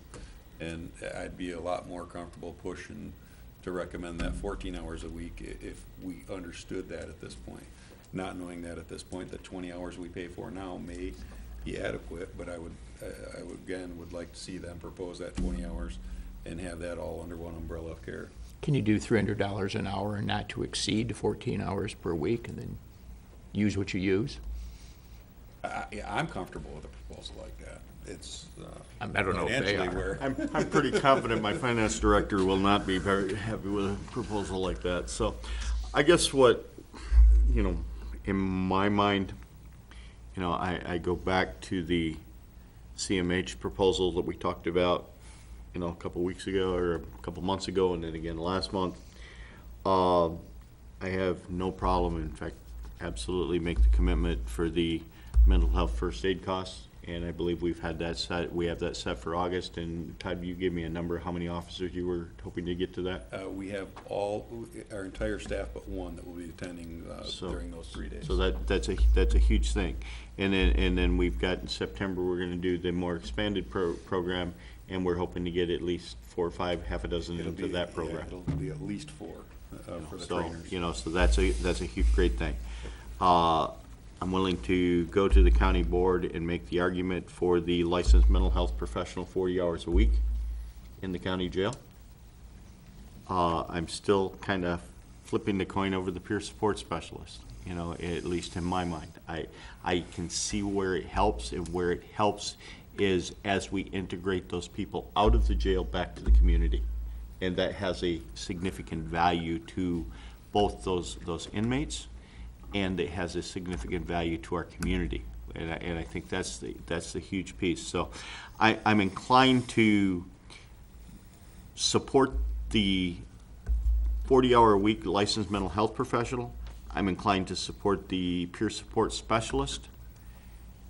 And then, say, in 6 months, see if I can contract someone to come in and do an independent evaluation of our mental health services as provided in the jail. I think, you know, for us to try to do that assessment rate today, we can do the assessment where it is right today, but these changes are going to significantly change mental health services within our jail. In a matter of a couple weeks, we should see a significant difference. You know, my question's going to come back, if the county were to authorize the mental health professional and the peer support specialist, do we have a time frame that we think that service could be provided? Well, we would want to be able to recruit, typically in this area, to recruit the licensed mental health professional, takes about a month at least for that master's level. The peer support is a little more challenging, because as we've noted in this meeting, you want someone that's gonna be a right fit for the jail. And you can see in the numbers that I provided, that we even got better at finding the right fit. You can see that in the pre and post data. So I'm thinking that one probably we would be looking at another, 1 to 6 weeks for that. So realistically, we're not talking about making any of these changes until probably the fourth quarter of 2017, or 2018, Well, I would. October I would 1st. agree, and my target date would be that we would, ideally, I would have a person for this position hired and started by September 1st, so that they could be in the training that we're talking about September 10th with the officers. And then after that training, have them in the jail providing the services full-time with the whole, training concept that they would get. Starting that following week, so what would that be? Well, my point being that as I look at the county's budget, I have to find 1/4 of this amount of money for the 2018 budget year. And then I have to make an argument to put it in the 2019 budget. And I think, you know, I think what we've done here over the last couple months is we've established that these are good first steps. You know, this isn't gonna cure everything, but I don't know that 14 hours a week in the jail is gonna cure everything either. But I know these are significant first steps that we can make a difference with. And, you know, that's, at least in my mind, I would like to do these 4 items, the 2 trainings, the full-time 40-hour-a-week professional, and the peer support specialist, and then try to put out, we'll have to put out a separate RFP for a independent evaluation of mental health services in the jail. And that will be done as a bid contract, and you gentlemen are certainly more than welcome to bid that as your group at that point. I think trying to do an evaluation today is probably pretty ineffective due to the fact that if my read of this committee is correct, we're going to significantly change mental health services in the jail by the 1st of October. But we're not going to be able to see if that makes a difference until probably February, maybe March. There's one thing that I guess I would ask the county board to keep in mind. On the psychiatric side, the marginal cost is $140,000. The fourth quarter cost would be $35,000. You guys spill more money than that, honestly. And I'd also ask you, when you're considering this, to go back up, don't say the numbers out loud, and look at what you've spent on litigation costs. How much has Carlson cost you? How much has that attorney been charging you? If you want to, that is what a plaintiff's lawyer should, if he or she is competent, say to a jury. They did provide these additional psychiatric services because they didn't want to spend $140,000. So apparently that's what a suicide in the jail is worth, $140,000. I don't know. I have less problem with the psychiatric services than I do with some of the others. You know, people charge a lot more than $300 an hour. It's highly skilled, highly trained. The downside of it is it's on television, which, you know, I'm not in a position to judge whether that's a good thing or a bad thing. It doesn't seem like it's as good as having the services provided personally. But you're not chewing up time looking through a windshield either. Okay. Tom? I think we're coming to a kind of a consensus here. It seems to me that the CMH proposal for 163 for the professional and the support specialist is a good proposal that really, I think, is more resources than we had any reason to believe we were gonna get to apply to this problem. It's gonna cost the county money, but I think it's worth doing, and as for this 20 hours of psychiatric care, with a full-time mental health professional in the jail, assuming the psychiatrist and the mental health professional work together, it should leverage the psychiatrist's time and make it even more effective. And we're already paying $75 for 20 hours a month. So the net cost is actually $163 for a year. And I think that's a reasonable thing to do, and we would have a very good mental health system, assuming good people are selected. And I guess we have to have confidence that CMH will select good people, and if, you know, if the peer support specialist isn't doing the job, you'll bring somebody else in to do that job. But I think it makes a lot, and again, the added cost is $163,000, and I think it becomes a good program. Ideally, we wouldn't have to use county money for this service. It didn't used to be that way. We all remember when Ann Boss and who was the other guy?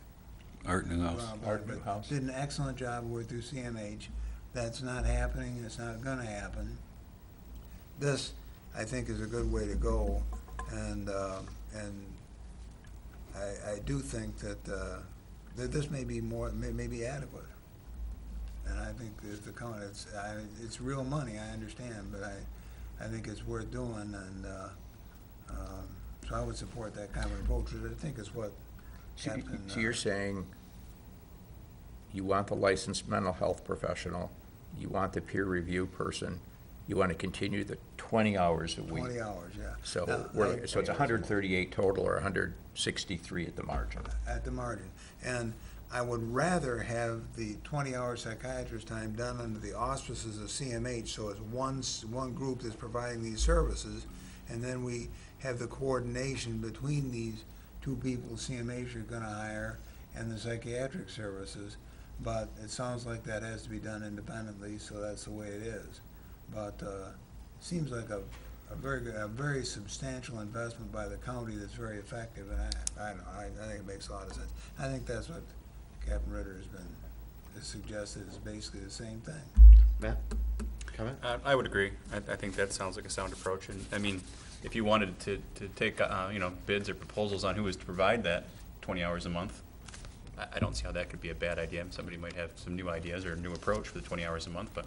And maybe CMH will find 20 hours a month of psychiatric time that they can share with us, and we'll do it that way. I would rather do it with them, but if they can't or are unable to do that, then contract it separately. Well, I think the other piece of that is our CCI contract is up in February. So, you know, if we move forward now, you know, as reasonably as we can to add the licensed mental health professional, add the peer support specialist, when we are rebidding the physical health component and the mental health component, maybe we look at it differently.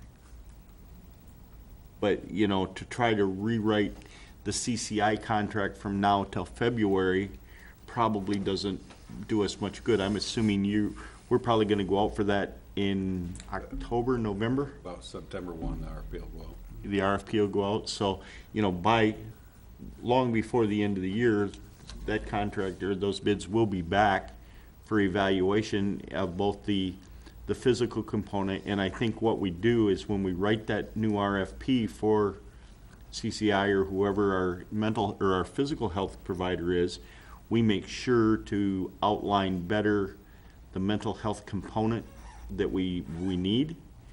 And the other thing I think we've talked about a lot is we need to reevaluate that pharmacy formula.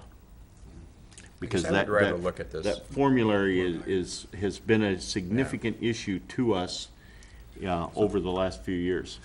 When you say CCI, you mean CCS? Or Yeah, CCS. CCS. Okay, I'm sorry. I guess, Mr. Chairman, I'd like to look at this more as you're staging it. I guess, agree with everything I've heard so far. We need the licensed mental health professional. I don't object at all to the peer review person. I've just questioned about the number, and will remind you again and again. because you got negotiations coming up, that this is not done in isolation. I know. I'm certainly not here to see people in Traverse City make less money. I mean, there's enough of this your pay as a view of the Bay BS that's gone on for year after year. And if this is a standard for this position with these qualifications, then I hope other people with greater qualifications will receive greater compensation. But that's another issue for another day. I would move that we recommend to the county board that we hire the licensed mental health professional and that we hire the certified peer review specialist, and that we defer until at some point in the fourth quarter, as that February contract's coming up for revision, the addition of psychiatric services.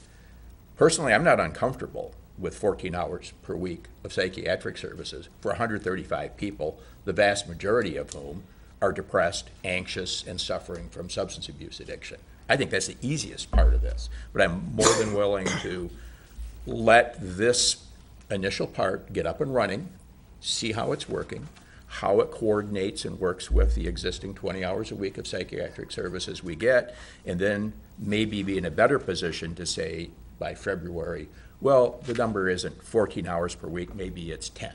Maybe we're going to do 40 hours per month or 45 hours per month.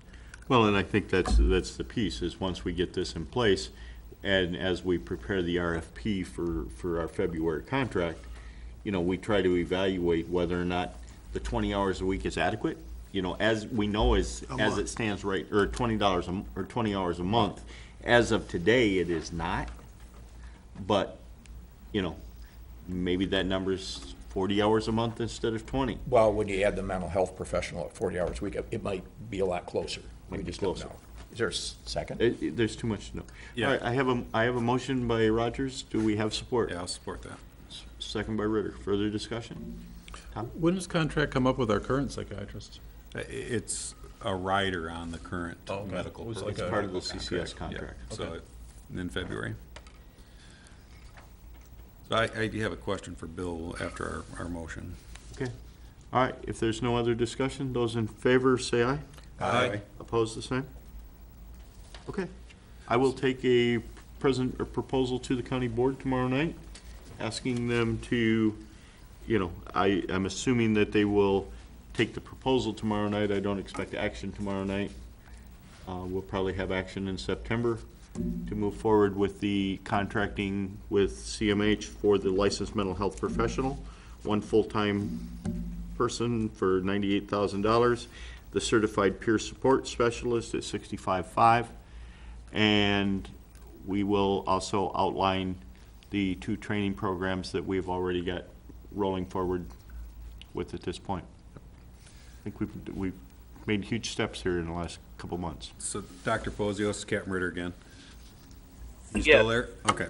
So having added, if the board goes ahead and approves this and we add these 2 positions, would you be comfortable in, say, 4 months after we've had these positions in place to redo this evaluation as far as numbers and make the recommendation on the service you see needed based on those 2 positions working in the jail, and then make that recommendation on hours based on that? Certainly, and I'd have to discuss with Dr. Monteith and Dr. Cummins, but I think that you know, if we are able to better nail down what we feel is an accurate number of hours, because I agree that 20 hours per month, I'm actually amazed that that's been the case thus far, that's been deemed sufficient. But you know, if we're able to more accurately estimate the actual required hours, then I think that's something that we can certainly discuss. And again, I did you know, try to guesstimate as best I could based on you know, the typical caseload that that a jail of your size would have. You know, the number of new evaluations per week, follow-ups per week, the amount of real time that requires. Again, not only, in terms of the evaluation itself, but also the documentation, the coordination of care with the other professionals, et cetera. So I would be interested to see what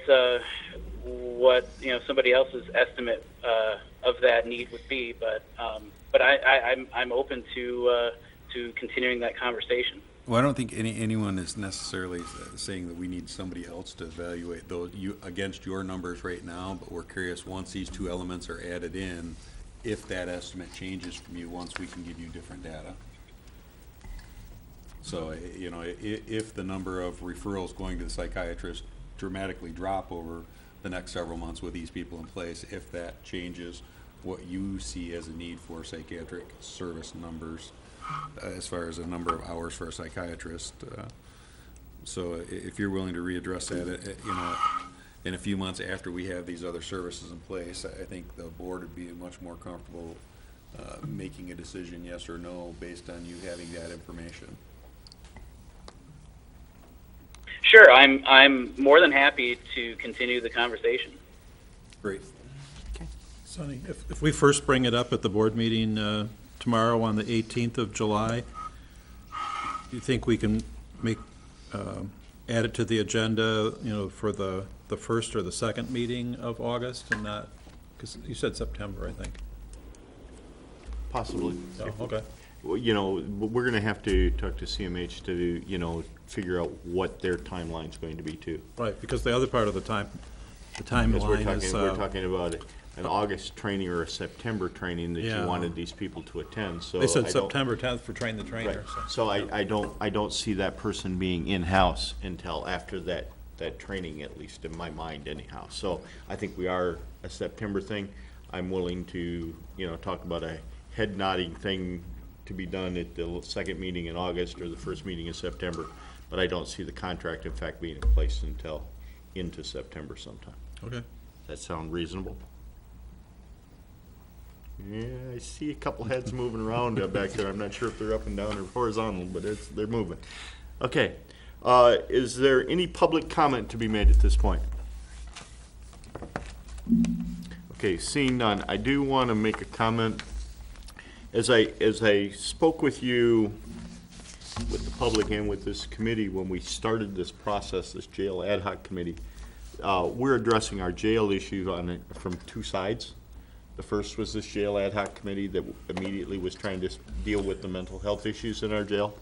And somewhere along the way, we're going to have a discussion about a consultant to actually, whether or not we need a new jail, or well, I don't think there's any question of whether we need a new jail. It's just how we're going to do that, how we're going to pay for it, and all of those kind of things. The second piece of this was the Criminal Justice Coordinating Committee that Department of Corrections has told us repeatedly we needed to do. We moved forward with it in 2014. We stalled a couple times along the way and really never got moving forward with it. But the county board tomorrow night will ratify the final membership of that committee, and hopefully they will start meeting very soon. My goal, at least in my mind, is to have, once that committee meets a couple times, maybe have them meet with us as a joint meeting so we can talk about it from different perspectives, because there's no sense in both of us running 57 different directions and trying to do the same thing. So I think we can utilize a lot of that knowledge. I would mention that as of tomorrow night, the members of the Criminal Justice Coordinating Committee, they still remain to be ratified, but they will be Judge Tom Power from the Circuit Court, Judge Mike Stepka from the District Court, Prosecutor Bob Cooney, Janet Mistely will be the Criminal Defense Attorney appointed. That position, we took some questions on a meeting recently. All of the court-appointed attorneys for both Circuit Court and District Court were contacted. Janet was the only one that expressed an interest in serving on this committee. You got lucky, So- she's very good. And she sits on our Community Corrections Board, which I also sit on. So, I think she'll do a very good job.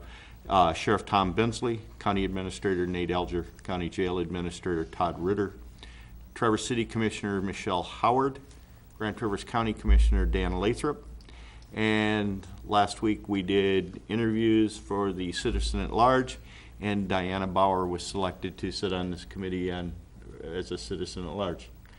Diana, did very well in the interviews. She will bring us a perspective that the rest of us don't have. So, and Community Mental Health Representative will be Joni Blamer. So, if there's no other comments or business to be conducted tonight, I think we will stand adjourned. Thank you all for your time.